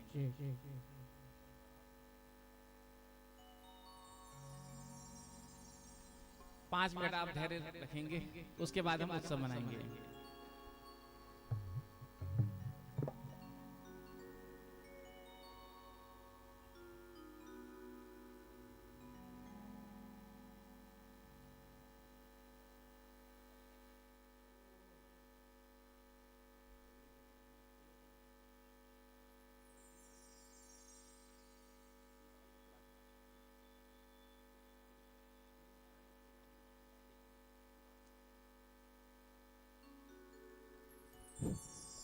राधे राधे।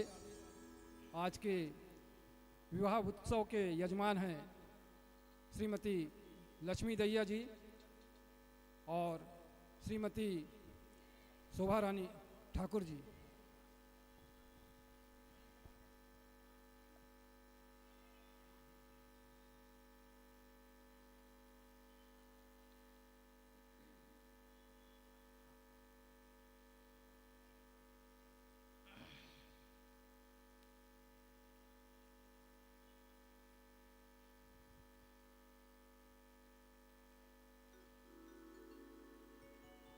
लगे दुल्हा सा दिलदार सावरे, लगे वनड़ा सा दिलदार सावरे, तेरा किसने किया श्रृंगार सावरे, तेरा किसने किया श्रृंगार सावरे, तेरा किसने किया श्रृंगार सावरे, तेरा किसने किया श्रृंगार सावरे, लगे दुल्हा सा दिलदार सावरे, लगे दुल्हा सा दिलदार सावरे, लगे दुल्हा सा दिलदार सावरे, लगे दुल्हा सा दिलदार सावरे, तेरा किसने किया श्रृंगार सावरे, तेरा किसने किया श्रृंगार सावरे। पीछे वाले में दोनों हाथ उठाकर सेवा करते हुए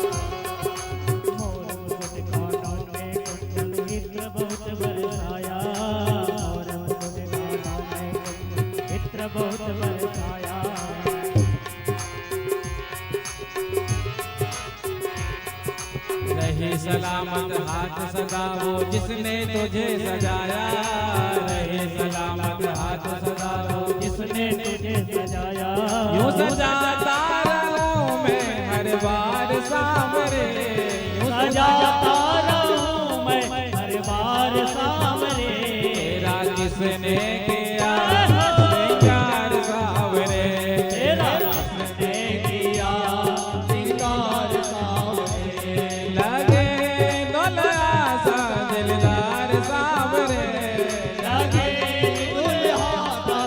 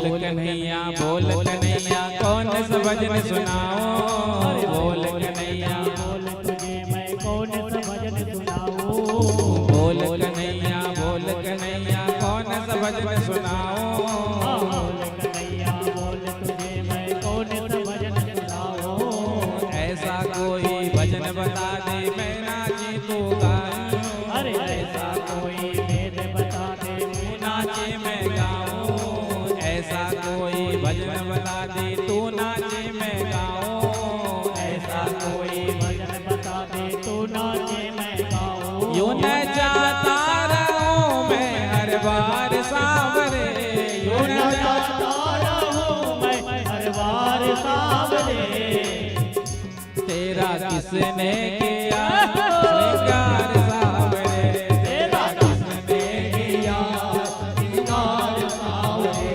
तेरा किसने किया श्रृंगार सांवरे तेरा किसने किया श्रृंगार सांवरे श्री राधे जो भी बिहारी लाल की श्री राधे जो भी माताएं भाई बहन माता रुक्मणी भगवान श्री कृष्ण का पूजन करना चाहते हैं वो सभी लोग क्रमशः एक एक करके आइए माता रुक्मणी का भगवान श्री कृष्ण का पूजन करेंगे।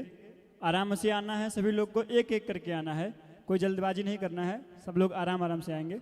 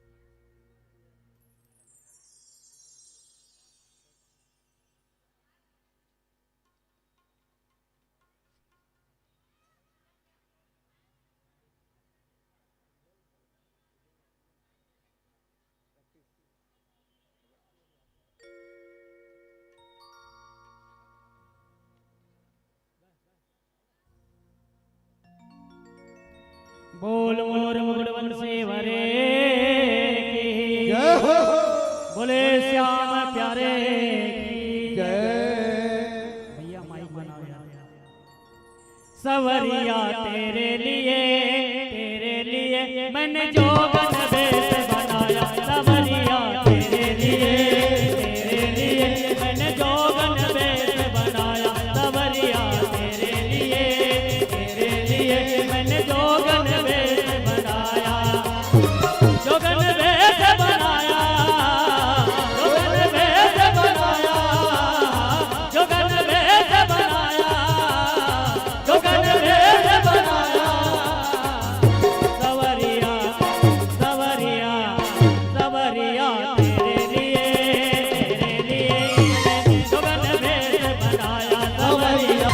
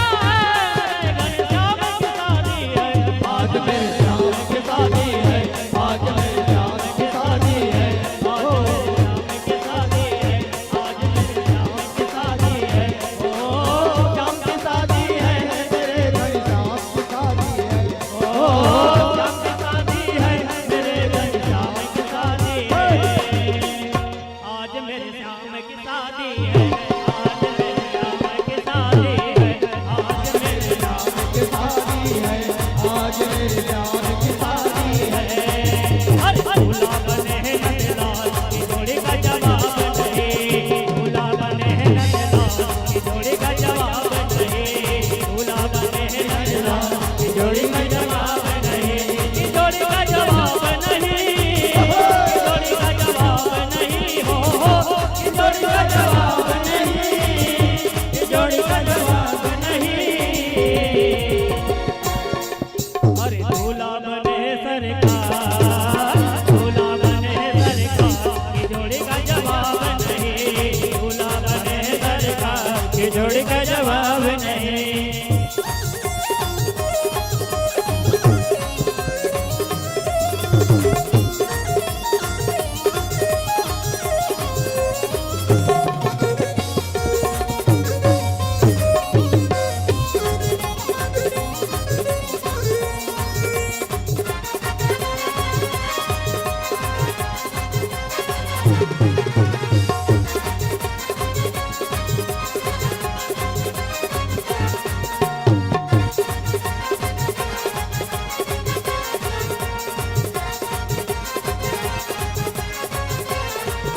अरे रुक्मानी पहने है सतरंगी साड़ी, रुक्मानी पहने है सतरंगी साड़ी, वो सतरंगी साड़ी है सतरंगी साड़ी, सतरंगी साड़ी हो सतरंगी साड़ी। पीतांबर पहनो है नंदलाल की जोड़ी का जवाब नहीं, अरे दूल्हा बने सरकार की जोड़ी का जवाब नहीं, दूल्हा बने सरकार की जोड़ी का जवाब नहीं, दूल्हा बने सरकार की जोड़ी का जवाब नहीं।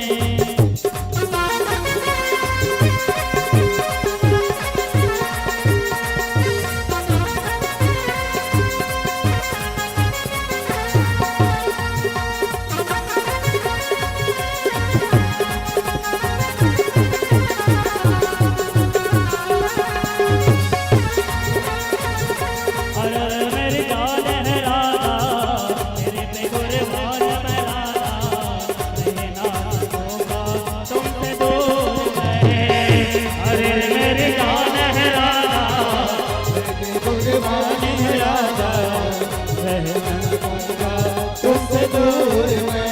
जब भी बने तो राम बनूंगा, जब भी बने तो सीताराम बनूंगा, जब भी बने तो राम बनूंगा, जब भी बने तो सीताराम बनूंगा, आत्मा से राधा राधा नाम रटूंगा। अरे मेरी जान है राधा, तेरे पे कुर्बान मैं राधा, रहना चाहूँगा तुमसे दूर मैं।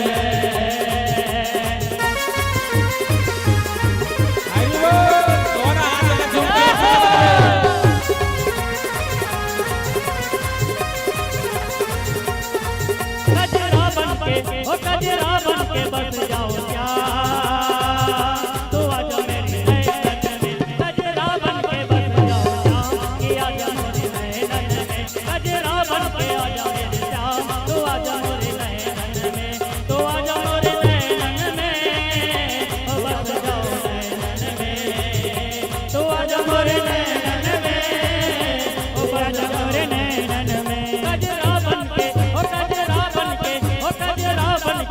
जाओ क्या, ओ आजा मोरे नैनन में, कजरा बनके आजा मोरे श्याम, ओ आजा मोरे नैनन में।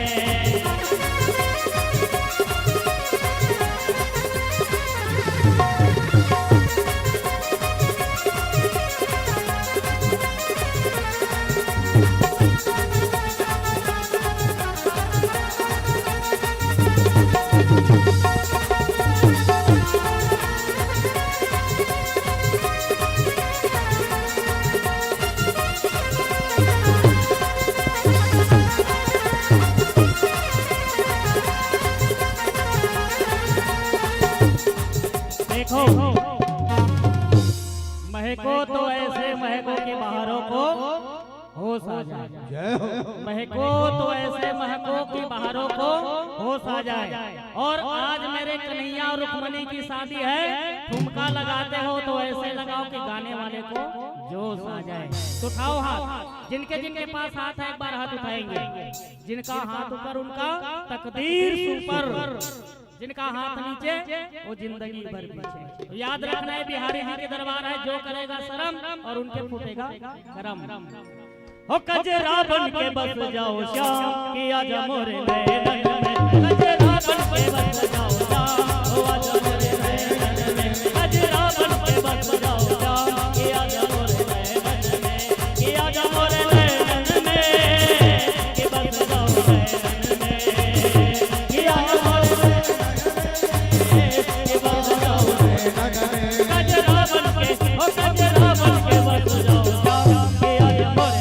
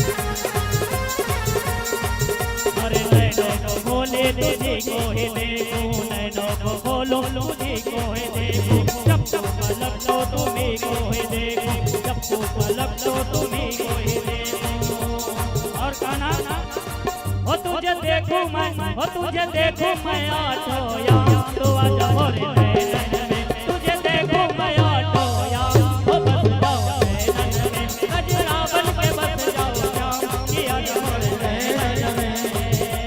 बलवा के बिहारी लाल की देखो ऐसे नहीं, थक गए। हाँ बोलो रुक्मणी रमन भगवान की भैया।